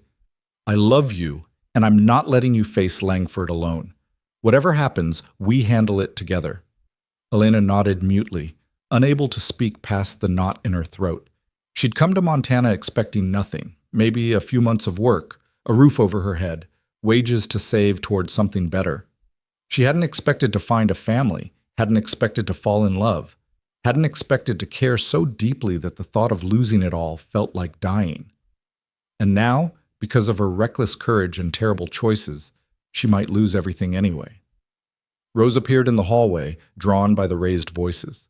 She took one look at their faces and ran to them, wrapping her thin arms around both their waists. "Don't be sad. Please don't be sad." Elena dropped to her knees and pulled the girl close, breathing in the sweet smell of her hair. "We're not sad, sweetheart, just worried, but it's going to be okay." It was a lie. But it was the kind of lie that parents told their children to keep the dark things at bay for one more day. And right now, that was all Elena could offer. One more day, one more chance, one more desperate gamble against impossible odds. Because the alternative was surrender. And Elena Marlowe had learned a long time ago that surrender was just another word for death. The week that followed felt like waiting for an execution. Jonas rode to town to consult with his lawyer, a weary man named Hutchins who looked at the lawsuit papers and shook his head with the resigned expression of someone who'd seen this play out 100 times before. Elena stayed at the ranch with Rose, trying to maintain some semblance of normalcy while her mind raced through scenarios that all ended in disaster. On the third day, Sheriff Coleman came to the house. He was a big man with a gray mustache and eyes that had seen too much to be easily fooled. He stood on the porch with his hat in his hands and asked to speak with Miss Marlowe. Jonas stepped between them before Elena could respond. "Whatever you need to say, you can say in front of me." Coleman's jaw tightened. "It's about the complaint Mr. Langford filed. He claims Miss Marlowe entered his home uninvited and assaulted him with a weapon. That's a serious charge, Jonas." "It's a lie," Jonas said flatly. "Maybe so, but I still need to hear her side." Coleman's gaze shifted to Elena, not unkind, but relentless. "Did you go to Victor Langford's house 4 days ago?" Elena forced herself to hold his gaze. "Yes." "Did you have a weapon?" "Yes, a derringer." She heard Jonas's sharp intake of breath, but didn't look at him. Coleman's expression remained carefully neutral. "Did you threaten Mr. Langford with this weapon?" "Yes." Elena's voice was steady despite the terror screaming through her veins. "He was trying to steal Jonas's ranch through an illegal foreclosure. I went to negotiate an extension. When he refused, I threatened to expose his corruption unless he gave Jonas more time." "And did you stab him?" The question hung in the cold air like an axe waiting to fall. Elena felt the weight of everything pressing down on her. Her future, Jonas's future, Rose's future. One word could destroy them all. "Yes," she said quietly, "but only after he attacked me. He grabbed me by the throat and slammed me against the wall. I thought he was going to kill me. The letter opener was the only thing I could reach." Coleman studied her bruised face, which had faded from purple to a sickly yellow-green but was still visible. "You got witnesses to that bruise?" "Mrs. Perry saw it the next day. Jonas saw it that night. But no one saw Langford put it there." "No." The sheriff sighed and replaced his hat. "Miss Marlowe, I'm going to have to ask you to come to town with me. Mr. Langford wants you charged with assault and attempted robbery." "Robbery?" Jonas's voice was dangerous. "She didn't take anything." He claims she tried to extort money from him by threatening his reputation. Coleman held up a hand before Jonas could explode. "I know how this sounds, and between you and me, I don't trust Langford any further than I could throw him. But he's got influence and he's pushing hard. Judge Blackwood wants to hear both sides before he decides whether to proceed with charges." Elena felt the room tilt. A trial meant exposure, meant lawyers she couldn't afford, meant standing before a judge and jury and trying to convince them that a desperate woman in rags had more credibility than a wealthy banker. "When?" "Tomorrow morning, 9 o'clock. Coleman's expression softened slightly. "I'd advise you to get yourself a lawyer, Miss Marlowe. This could go bad quick if you don't have someone who knows the law." After he left, Jonas paced the kitchen like a caged animal, while Elena sat frozen at the table. Rose had been sent to her room, but Elena could hear her crying softly through the walls. We'll hire Hutchins, Jonas said. He's not the best, but he's honest, and he knows Blackwood. With what money? Elena's voice was hollow. You can barely afford to pay me, let alone a lawyer. I'll sell the cattle early, take a loss on the price, but it'll give us something. Jonas, no. You need that money for spring planting. If you sell now, if I don't, you go to jail. He stopped pacing and gripped the back of a chair so hard his knuckles went white. Or worse. Do you know what they do to women who assault men of standing? Even if they don't hang you, they'll send you to prison for years. And I'll be damned if I let that happen. Elena stood and moved to him, placing her hands over his. This isn't your burden to carry. Like hell it isn't. You did this for me. For us. His voice cracked. If I'd just sold the damn ranch when Langford first made his offer, none of this would have happened. And Rose would have lost her home. And you would have lost everything your family built. And Langford would have won. Elena forced him to look at her. I made my choice, Jonas. I knew the risks. Whatever happens tomorrow, I don't regret trying to protect you. You should. His eyes were bright with unshed tears. You should regret ever stepping off that stagecoach. Should regret ever meeting me. But I don't. She pulled his head down and kissed him gently. And I never will. That night, Elena lay awake in Sarah's room, her room now, though she still thought of it as belonging to the ghost of a woman she'd never met, and tried to prepare herself for what morning would bring. She'd faced hard things before. Her father's suicide after the debts became too crushing to bear. Her mother's long, painful death. The landlord's wandering hands and leering smile. The cold streets of Boston where women alone disappeared into shadows and were never heard from again. But this was different. This was legal machinery designed to grind people like her into dust. This was a system that protected men like Langford and punished women like her for daring to fight back. She thought about running, taking the little money she'd saved and disappearing into the night before dawn. But that would leave Jonas to face Langford alone, would confirm her guilt in the eyes of the law, would break Rose's heart. No, she'd face this the way she'd faced everything else, with her spine straight and her head high, even if inside she was screaming. Someone knocked softly at her door. Elena? You awake? Jonas. Elena wrapped a shawl around her nightgown and opened the door. He stood in the hallway in his shirt sleeves, his hair disheveled, looking as exhausted as she felt. Can't sleep either, she asked. Haven't slept properly since Sarah died. Don't expect to start now. He gestured toward the main room. I made coffee. Figured we might as well be miserable together. They sat by the dying fire, drinking coffee that was more bitter than comforting, and talked in low voices about everything except tomorrow. Jonas told her about his childhood on the ranch, about his father who'd built this place from nothing, and his mother who'd died bringing Rose into the world. Elena told him about growing up in Boston, about the small apartment that always smelled like cabbage and desperation, about the dreams she'd once had before the world taught her that dreams were luxuries poor people couldn't afford.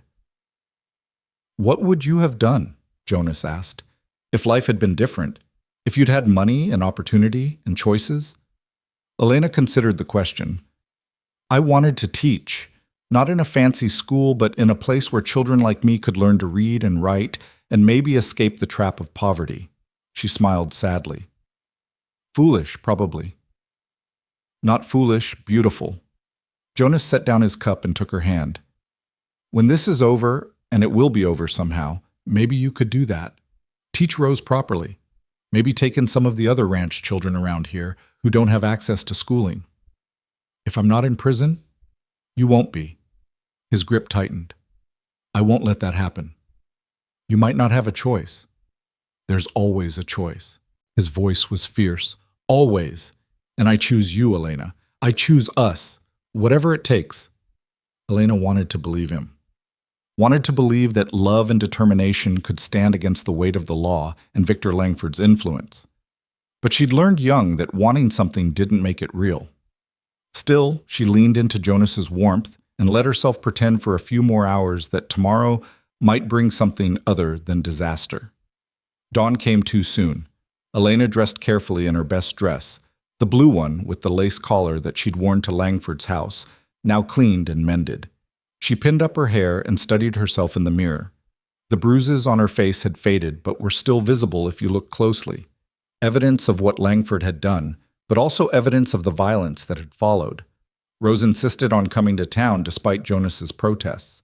"If Miss Elena has to be brave, then I do too," she said with such fierce determination that neither adult had the heart to refuse her. The ride to Pine Hollow was silent and tense. Jonas drove with his jaw clenched and his eyes on the road.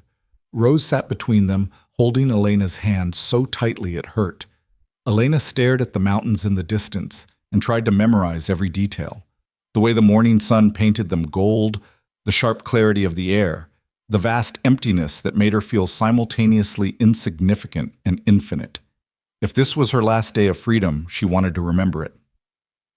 The courthouse was a squat brick building at the end of Main Street, imposing despite its small size.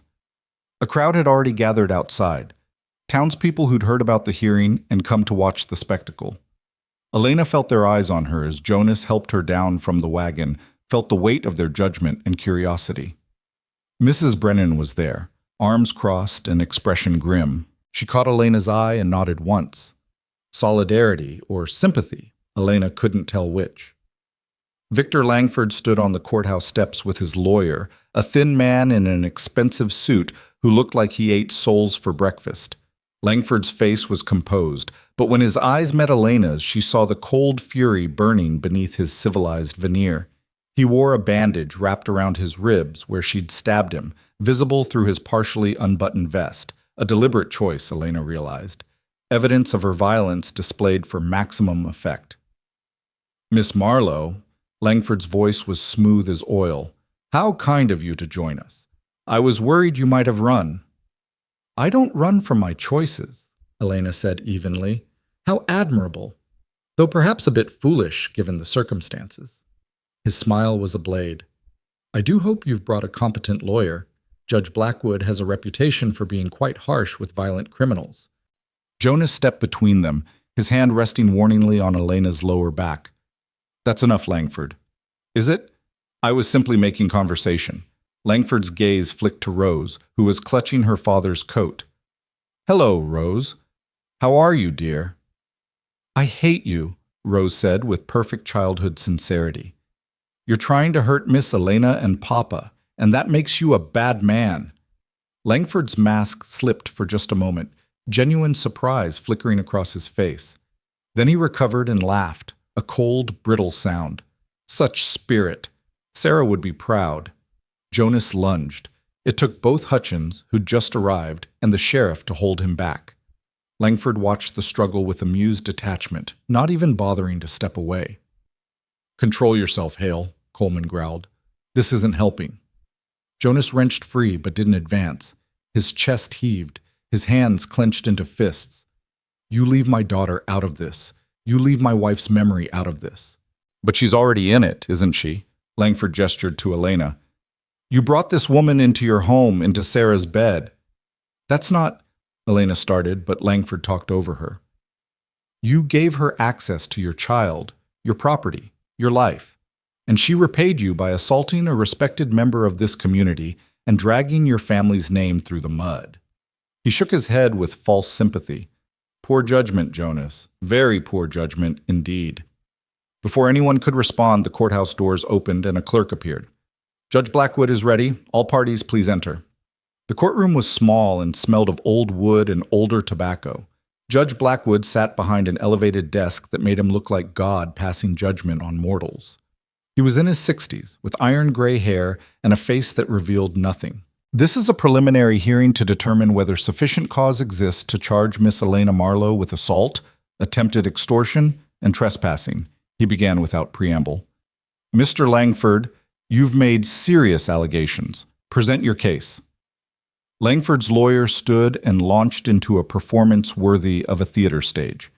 He painted Elena as a desperate woman of questionable character who'd arrived in Pine Hollow under suspicious circumstances. He described how she'd entered his client's home under false pretenses, threatened him with a loaded weapon, and when he'd tried to defend himself, had stabbed him with a letter opener. "My client bears the physical scars of this unprovoked attack," the lawyer said, gesturing to Langford's bandaged ribs. "He could have been killed. And why?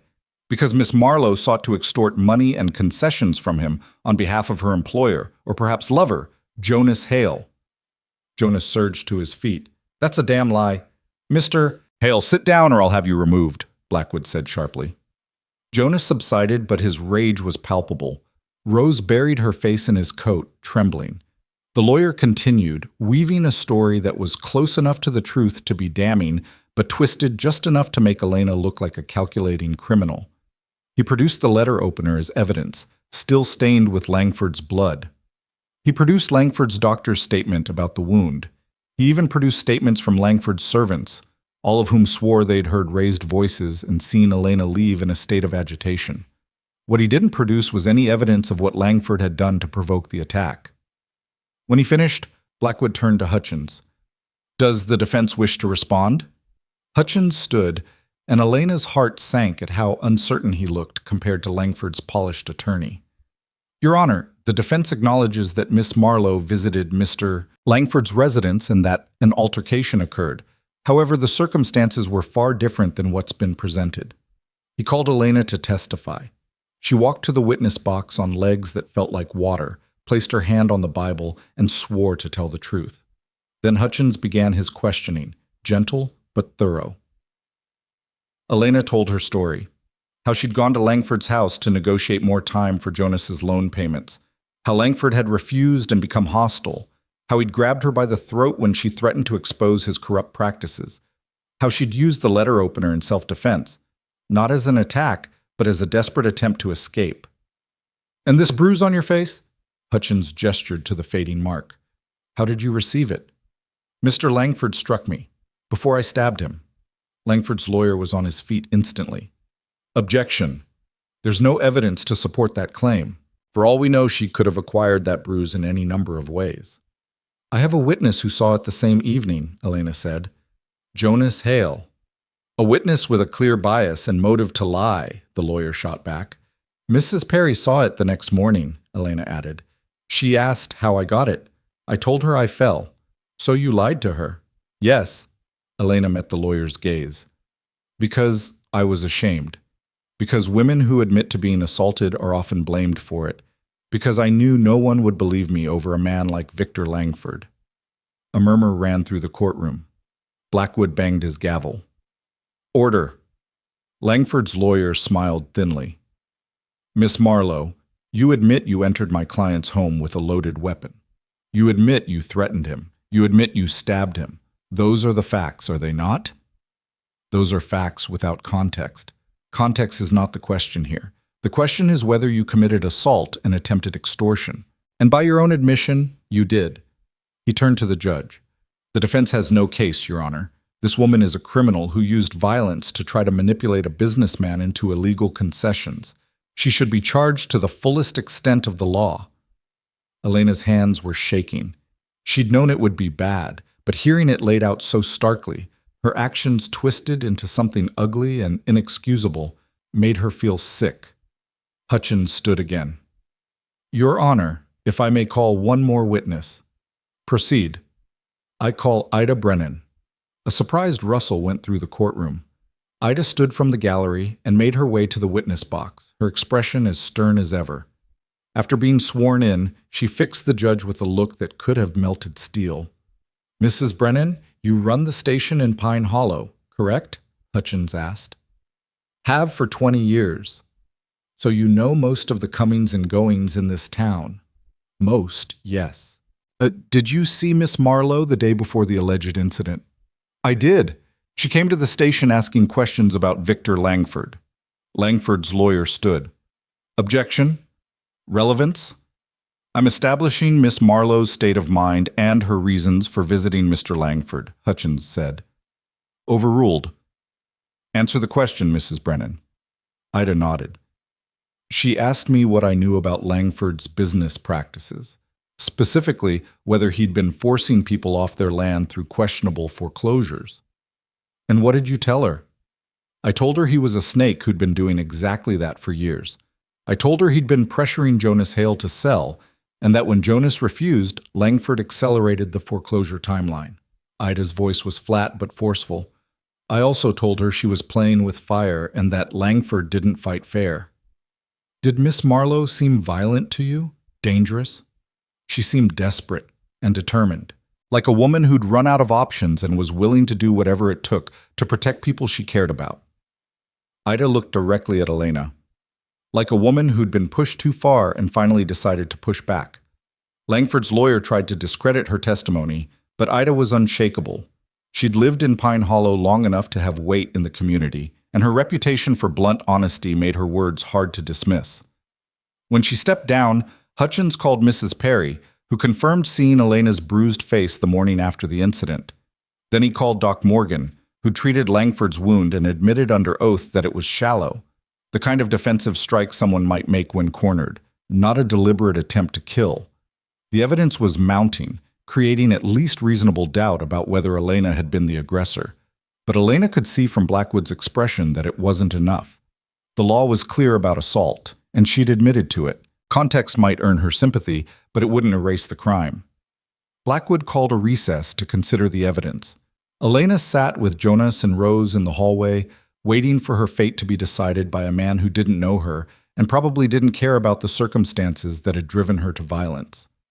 "Whatever happens," Jonas said quietly, "I'm not giving up on you. If he charges you, we'll fight it. We'll appeal. We'll—" "Jonas?" Elena took his hand. "You can't spend everything you have on a legal battle you might not win. You have Rose to think about." "I'm thinking about both of you." His voice was rough. "You're part of this family now, Elena. That means I don't give up on you any more than I'd give up on Rose." Before Elena could respond, the clerk emerged and called them back inside. The gallery filled quickly, everyone eager to hear the judge's decision. Blackwood waited until the room was silent. Then he looked directly at Elena. "Miss Marlowe, I've reviewed the evidence and testimony. What you did was reckless and illegal. You entered a man's home with a weapon and used violence against him.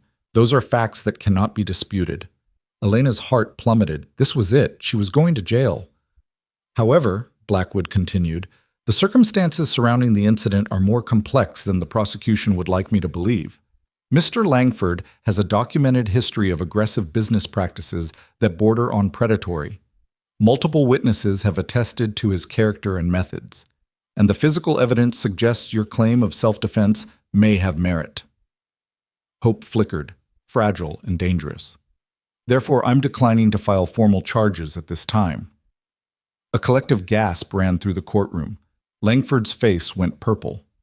"However, Miss Marlowe, you are not free and clear. I'm placing you under a peace bond. You are forbidden from going within 100 yards of Victor Langford or his property. You are forbidden from possessing any weapons. And you will report to Sheriff Coleman once a week for the next 6 months. If you violate any of these conditions, or if Mr. Langford produces additional evidence of criminal intent, I will revisit this decision. Do you understand?" "Yes, Your Honor." Elena's voice was barely a whisper. "Then this hearing is concluded." Blackwood banged his gavel. The courtroom erupted. Langford was shouting at his lawyer. Jonas pulled Elena into a fierce embrace. Rose was crying and laughing simultaneously. Through it all, Elena stood frozen, unable to quite believe she wasn't being dragged to a cell. She'd won. Somehow, impossibly, she'd won. But as they left the courthouse and Elena caught sight of Langford's face, twisted with rage and something darker, something that promised retribution, she knew this wasn't over. It was only beginning. The ride back to the ranch was subdued despite the victory. Jonas held the reins with white-knuckled tension, his eyes constantly scanning the road as if expecting an ambush. Rose chattered nervously about the hearing, replaying moments with the innocent clarity of childhood. Elena sat in silence, her mind replaying Blackwood's words and the look on Langford's face. She'd humiliated him twice now, first in his study, then in open court. Men like Langford didn't forgive that kind of damage to their pride. "You're thinking too hard," Jonas said quietly, his voice pitched low so Rose wouldn't hear. "Let yourself breathe for a minute. You're free. For now." Elena turned to look at him. "Jonas, you know this doesn't end here. Langford will find another way to come after us." "Let him try." There was steel in Jonas's voice. "He played his best card and lost. Maybe that'll be enough to make him back off. Elena wanted to believe that. But she'd seen Langford's eyes, had felt his hands around her throat, knew the depth of his vindictiveness. Men like him don't back off. They escalate. Then we'll be ready. But how do you prepare for a predator who holds all the power? Elena didn't have an answer, so she stayed silent and watched the valley roll past, beautiful and treacherous as everything else in this unforgiving territory. When they reached the ranch, Jonas helped Rose down and sent her inside to warm up. Then he turned to Elena, his expression serious. "There's something I need to say." Elena's stomach tightened. "What?" "I should have protected you better. Should have seen Langford's move coming. Should have—" "Jonas, no." Elena gripped his arm. "This isn't your fault. I made my choices. I knew the risks. You shouldn't have had to." His voice was raw. "You came here looking for safety, and I gave you nothing but trouble. You gave me a home, a family, love." Elena's eyes filled with tears. "That's more than I ever hoped for." Jonas pulled her close, his arms wrapping around her with desperate intensity. "I love you. God help me. I love you so much it terrifies me. Because loving someone means you can lose them, and I've lost enough." "You're not going to lose me." Elena pulled back just enough to look him in the eye. "I'm not going anywhere, Jonas Hale. Not unless you throw me out." "Never." He kissed her forehead, her cheeks, her lips, soft kisses that felt like promises. "Marry me." Elena's breath caught. "What?" "Marry me. Today, tomorrow, as soon as we can get the preacher out here." Jonas's hands framed her face. "I know the timing's terrible. I know we're broke and being sued and probably doomed. But I want you as my wife. I want it legal and official and permanent. I want everyone to know you're mine and I'm yours." "Jonas, if you need time to think about it, I understand. But if you're even considering saying yes, please do it soon. Because I need something good in my life right now, and you're the only good thing I've got besides Rose." Elena laughed through her tears. "You're asking me to marry you in a barn while we're both covered in road dust and my face is still bruised from fighting off your enemy." "Yeah, I am." He smiled, and it transformed his whole face. "Is that a yes?" "It's insane." "I'll take that as a maybe." "It's reckless and stupid, and we're probably both going to regret it." "Still not a no." Elena threw her arms around his neck. "Yes. Yes, you impossible, stubborn, wonderful man. I'll marry you." Jonas lifted her off her feet and spun her around, his laughter rough with relief and joy. When he set her down, he kissed her again, deeper this time, full of heat and promise, and something that felt remarkably like hope. Rose appeared in the barn doorway, her eyes wide. "Are you getting married?" "We are," Jonas said. Rose let out a shriek of pure joy and launched herself at both of them. They caught her together, the three of them tangling in an embrace that felt like the beginning of something new and precious and worth fighting for. Later that evening, after Rose had been put to bed and the house had settled into quiet, Elena stood at the window and looked out at the snow-covered valley. Jonas came up behind her, wrapping his arms around her waist and resting his chin on her shoulder. "Having second thoughts?" he murmured. "About marrying you?" "No." Elena leaned back against him. "About everything else?" "Constantly." "That's fair." He was quiet for a moment. "I talked to Hutchins after the hearing. He thinks we should sue Langford for harassment and abuse of process. Says we might be able to get the foreclosure thrown out entirely if we can prove he's been manipulating the loan terms. Can we prove it? Not easily, but maybe with enough digging." Jonas sighed. "It's another gamble, another risk. We're good at those by now." "Are we?" His arms tightened around her. "Because from where I'm standing, we've been lucky more than good, and luck runs out eventually." Elena turned in his arms so she could see his face. "Then we'll have to be better than lucky. We'll have to be smart and careful and relentless." She touched his cheek. "We'll have to be the kind of people who don't give up even when the odds are impossible." "I thought we already were those people." "We are, but we're going to have to be even more so." Elena smiled grimly. "Because Langford isn't done with us. And whatever he does next, it's going to be worse than anything we've faced so far." Jonas didn't try to deny it. They both knew she was right. Instead, He kissed her gently and led her to the sofa where they'd spent so many late nights talking and planning and trying to solve problems that seemed unsolvable. "Tell me something good," Jonas said. "Something that has nothing to do with Langford or lawsuits or any of this mess." Elena thought for a moment. "Rose told me yesterday that she wants to be a teacher when she grows up, like me." Jonas's expression softened. "Did she?" "She said she wants to help children who don't have anyone else to teach them, that everyone deserves to learn even if they're poor." Elena's voice caught. "Your daughter has the biggest heart, Jonas." "She gets that from her mother, and now from you." He pulled Elena closer. "You're good for her, for both of us.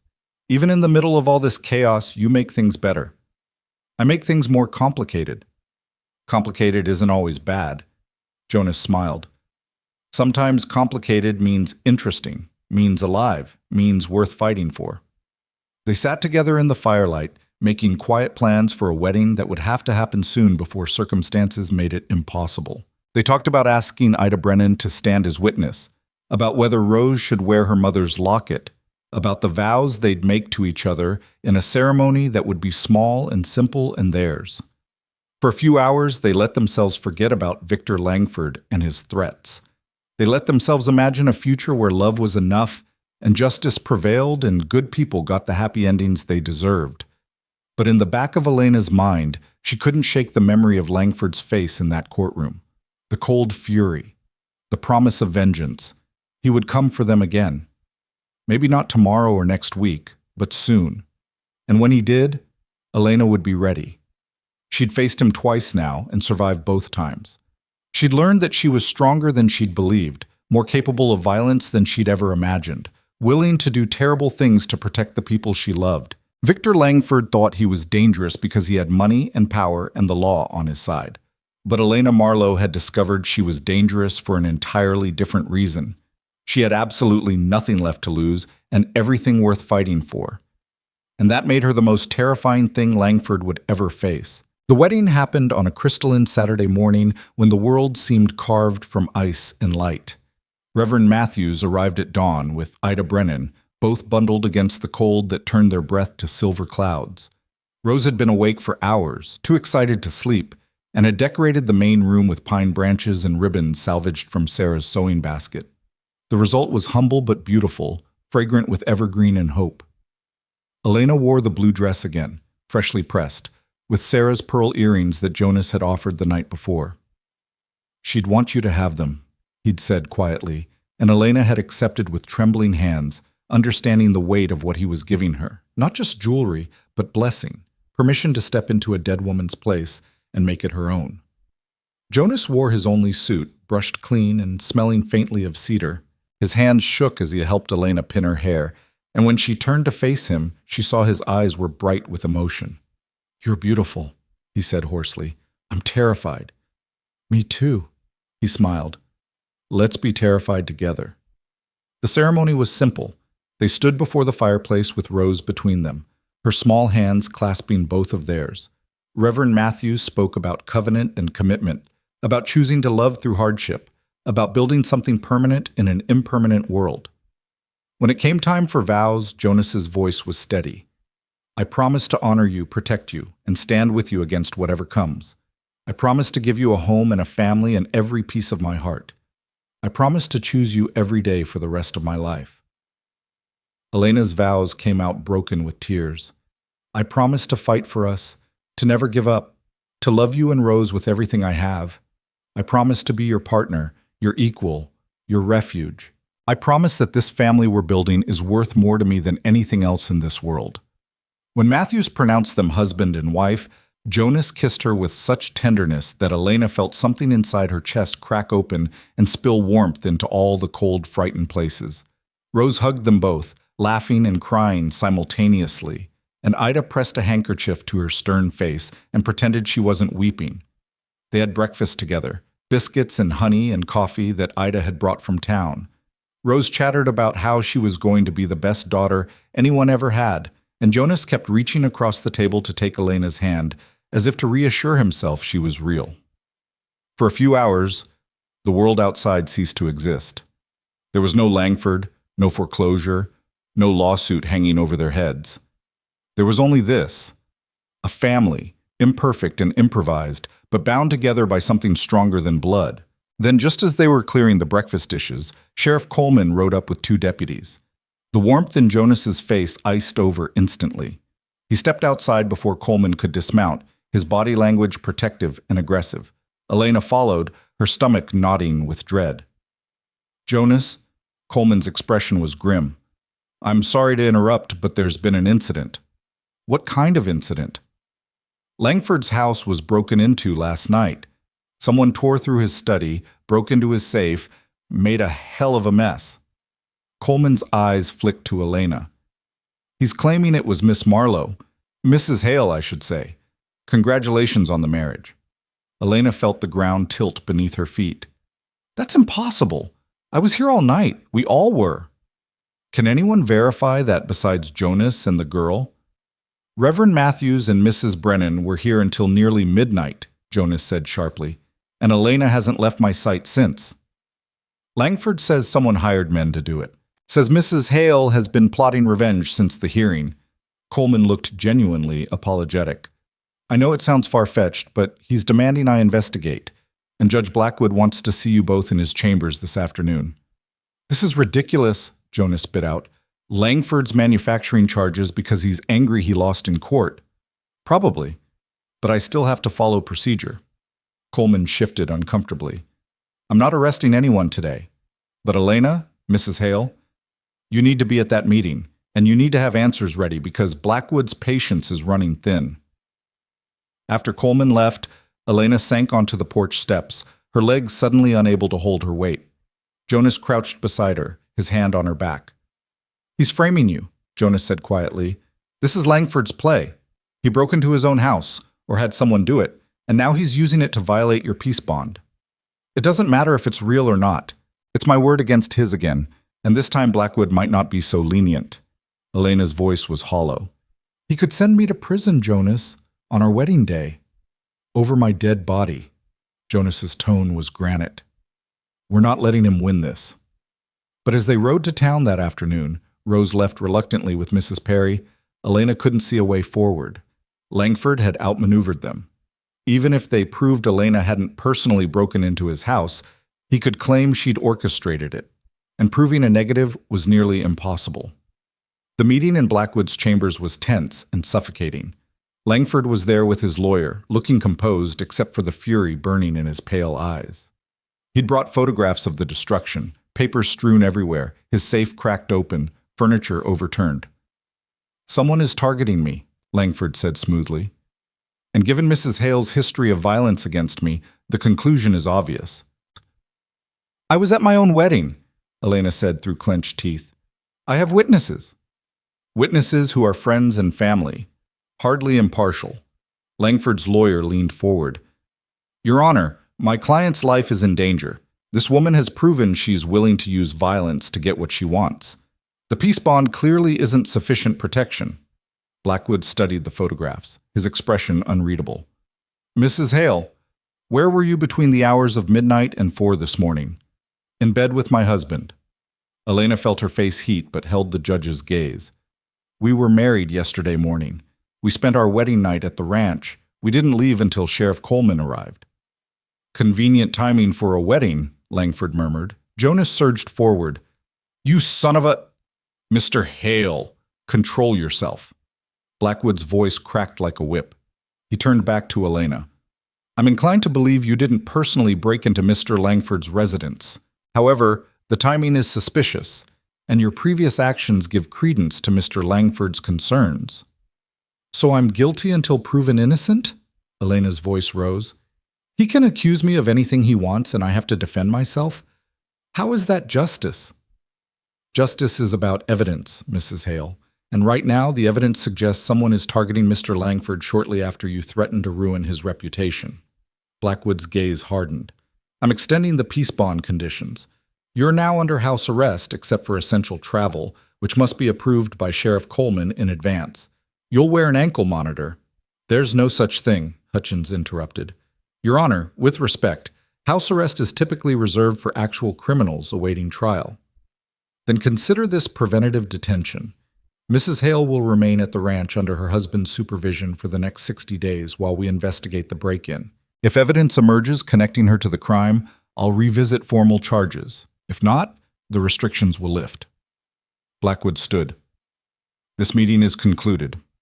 Elena sat frozen in her chair long after everyone else had left. House arrest. On her wedding day. Langford had won after all. Not by sending her to prison, but by making her a prisoner in her own home. Jonas drove the wagon back to the ranch in thunderous silence. When they finally arrived, he helped Elena down with exaggerated gentleness, as if she might shatter. "I'm not fragile," she said. "I know, but I need to pretend you are for a minute, or I'm going to ride back to town and kill Victor Langford with my bare hands." Elena almost smiled. Almost. "That wouldn't help. It would make me feel better." Jonas pulled her close. "I'm so sorry, Elena. This is my fault. If I just sold the ranch when he first asked, then he'd have won and we'd have lost everything anyway." Elena pulled back. "At least this way we're still fighting." But the fight felt increasingly futile. Over the next 2 weeks, Elena stayed at the ranch while Jonas made daily trips to town, trying to find evidence that would exonerate her and expose Langford's manipulation. He talked to Langford's servants, to townspeople who might have seen something, to anyone who might know the truth about the break-in. He found nothing. Either Langford had covered his tracks too well, or the break-in had actually happened and someone else was responsible, someone who hated Langford enough to risk everything. Meanwhile, winter deepened its grip. Snow fell steadily, burying the valley under white. The cattle needed constant attention to keep them from freezing. The house leaked cold through every crack and gap, and the foreclosure deadline loomed closer with each passing day. Elena threw herself into work, trying not to think about the ankle monitor she didn't actually have, but might as well have been wearing for all the freedom she felt. She taught Rose her letters and numbers with religious fervor. She mended every piece of clothing in the house until her fingers bled. She cooked elaborate meals from their dwindling supplies, as if keeping everyone fed could somehow keep them safe. But at night, lying in Jonas's arms in the bed that had once belonged to Sarah, Elena felt the walls closing in. 60 days of house arrest would take them past the foreclosure deadline. Even if Blackwood cleared her afterward, they'd have already lost the ranch. Langford had won. He'd just won slowly, with legal machinery instead of violence. "We need a miracle," Elena whispered one night. Jonas's arms tightened around her. "Then we'll make one." The miracle came from an unexpected source. 3 weeks into Elena's house arrest, Ida Brennan arrived at the ranch in a wagon driven by a young man Elena didn't recognize. She climbed down with the stiff movements of someone who'd been traveling for days, her face gray with exhaustion but lit with fierce triumph. "I found something," she said without preamble, "and you're going to want to see this." Inside, warmed by coffee and the fire, Ida spread papers across the kitchen table. The young man, who introduced himself as Thomas, a clerk from the Territorial Land Office, stood nervously by the door. "I've been doing some digging," Ida began. "Called in some favors, paid some bribes, generally made myself a nuisance. And I found out something interesting about Victor Langford's business dealings." She tapped one of the documents. "This is the original mortgage on your ranch, Jonas, the one your father took out 20 years ago. According to this, the loan was paid in full 5 years ago." Jonas leaned forward. "That's impossible. I've been making payments to a second mortgage that shouldn't exist." Ida's smile was sharp as a blade. "Langford bought the original note from the bank that held it, claimed it was still active, and started charging you interest on a loan that had already been satisfied. He's been stealing from you for 5 years. Elena's breath caught. "That's fraud." "That's exactly what it is." Ida produced another document. "And it gets better. Langford's been doing this to at least 6 other ranchers in the area. Small operations that couldn't afford lawyers, that trusted the bank, and didn't question the paperwork." She looked at Jonas. "Your father died before the final payment was recorded properly. Langford exploited that gap." "How did you find this?" Jonas's voice was shaking. "Thomas here has access to the territorial records. Langford's been careful, but not careful enough. The original satisfaction of mortgage was filed in Helena, but never transferred to the local records. Langford assumed no one would check." Ida's expression was grim. He underestimated how much people in this territory hate seeing good folks get cheated. Thomas stepped forward, clearing his throat nervously. I brought certified copies of all the relevant documents. The originals are still in Helena, but these should be sufficient for a judge to review. Elena looked at the papers, hardly daring to believe what she was seeing. If the original loan was paid off, then the foreclosure is invalid. The foreclosure, the lawsuit, all of it. Ida's voice was fierce. Jonas, you don't owe Victor Langford a damn penny. Never did. This ranch is yours free and clear. Jonas sat down heavily, his face pale.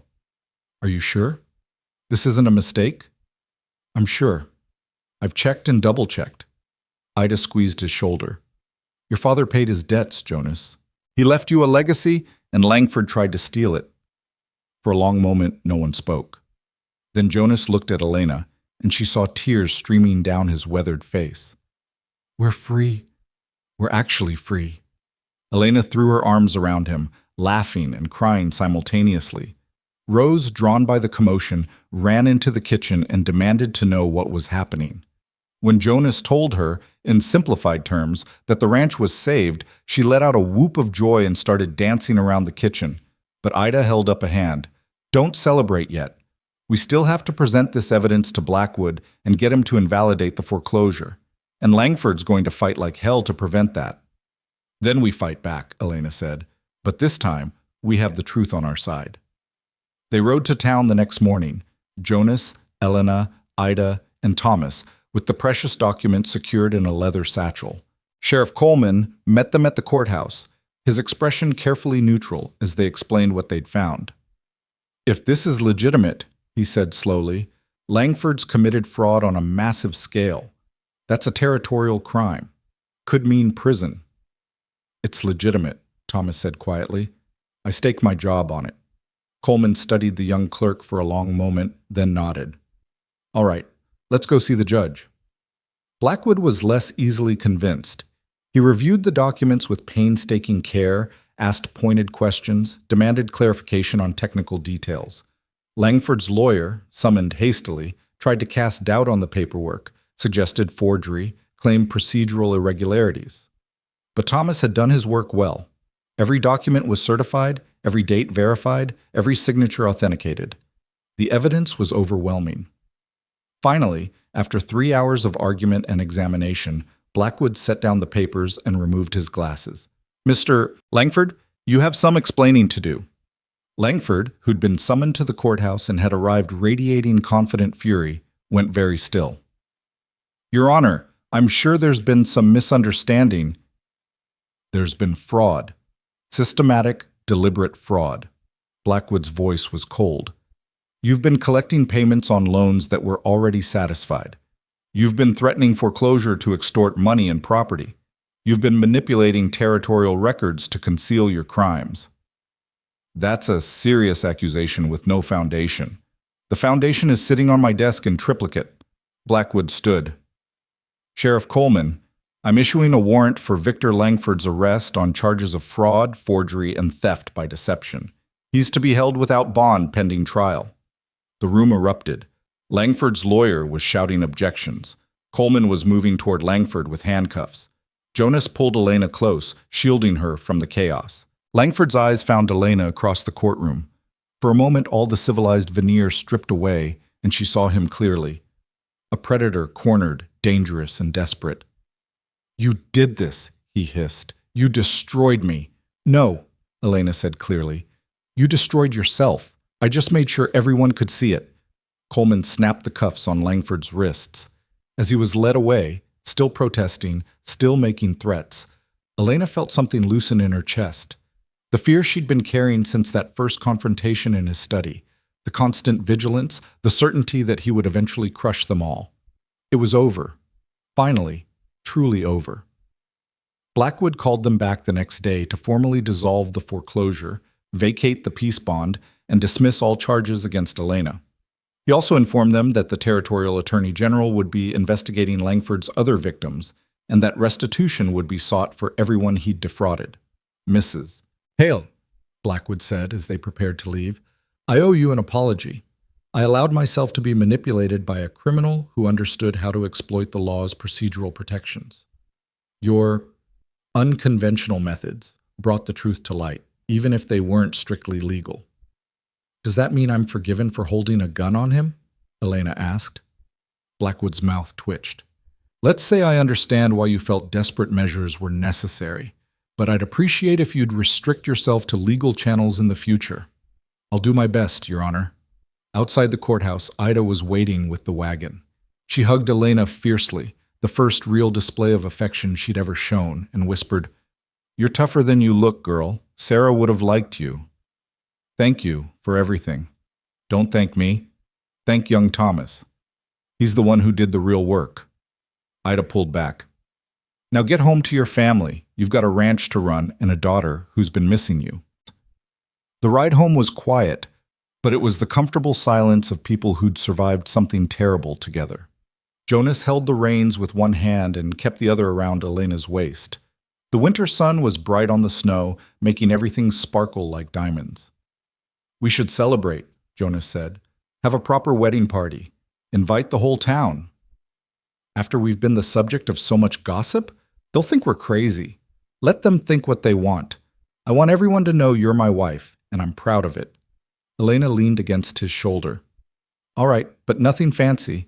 Just food and music and people who actually like us." "Deal." Rose was waiting on the porch when they arrived, having clearly been watching the road for hours. She flew down the steps and launched herself at them with such force that Jonas had to brace himself to catch her. "Did you win? Are we keeping the ranch? Is the bad man gone?" "We won," Jonas assured her. "The ranch is ours.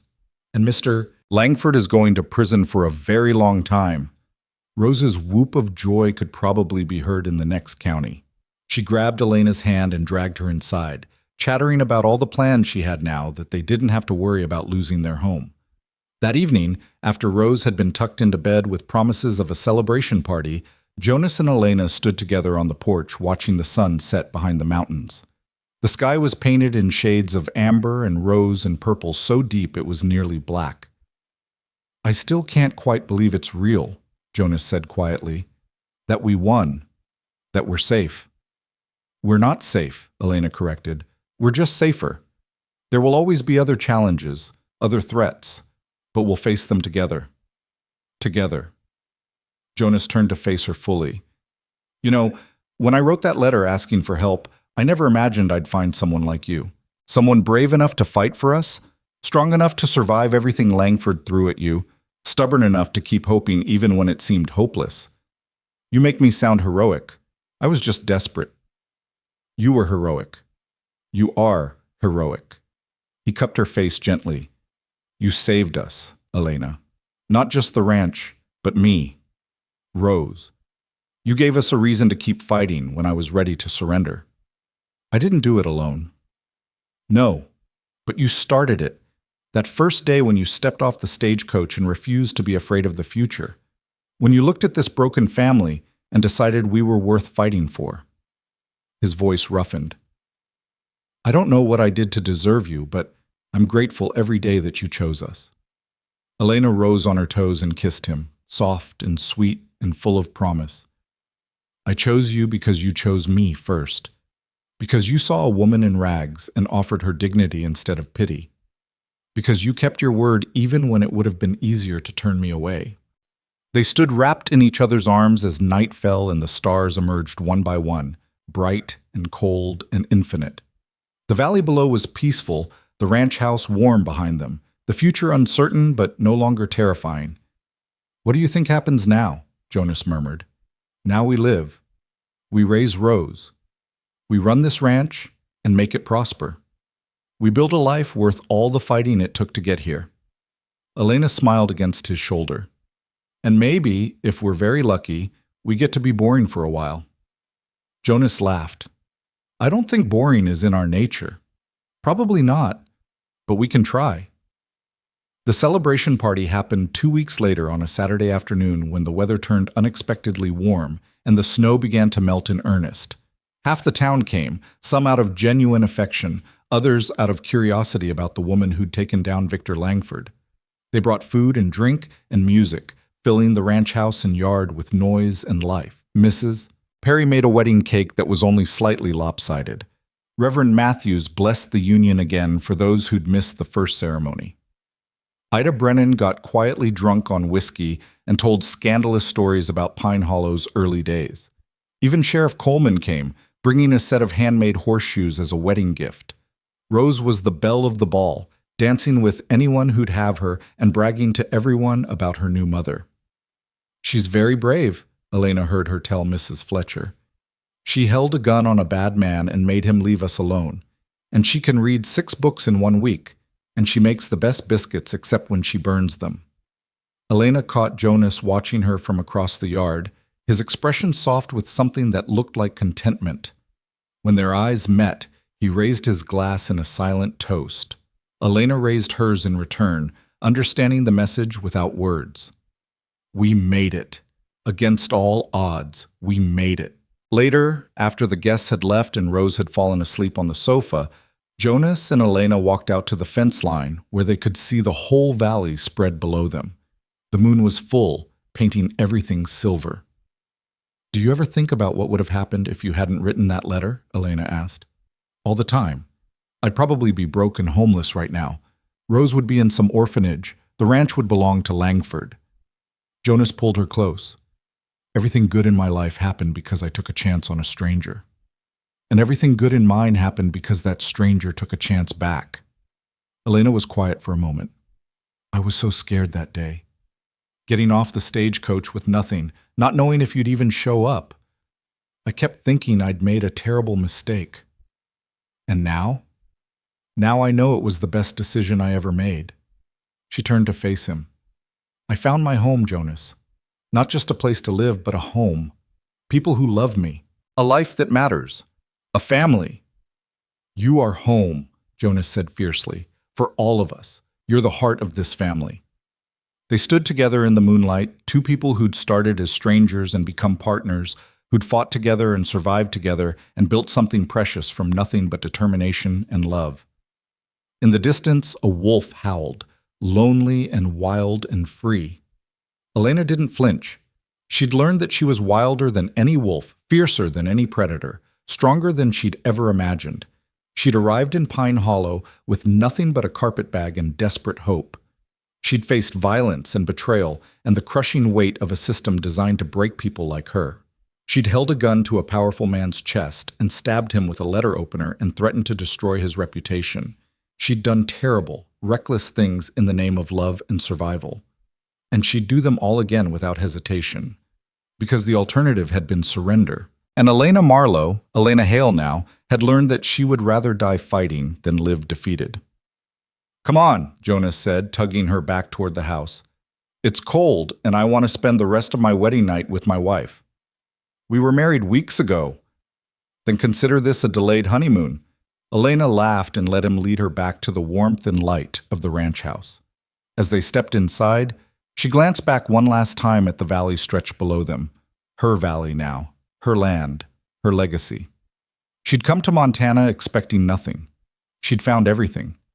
And as she closed the door behind them and followed Jonas into their future, Elena knew with absolute certainty that no matter what challenges came next, and there would be challenges because that was simply how life worked, she would face them the same way she'd faced Victor Langford, with courage, with love, and with the unshakable knowledge that she was exactly where she belonged. Home. Finally and forever, home. The winter sun rose on a new day, painting the snow-covered valley in shades of gold and rose. Inside the ranch house, a family stirred to life. A widower who'd learned to love again, a little girl who'd stopped having nightmares, and a woman who'd arrived with nothing and become everything. Their story had started with desperation and a letter written by a lonely man to a stranger. It had become something far more precious than either of them could have imagined. It had become love, family, home. And in the end, that was the only miracle they'd ever needed.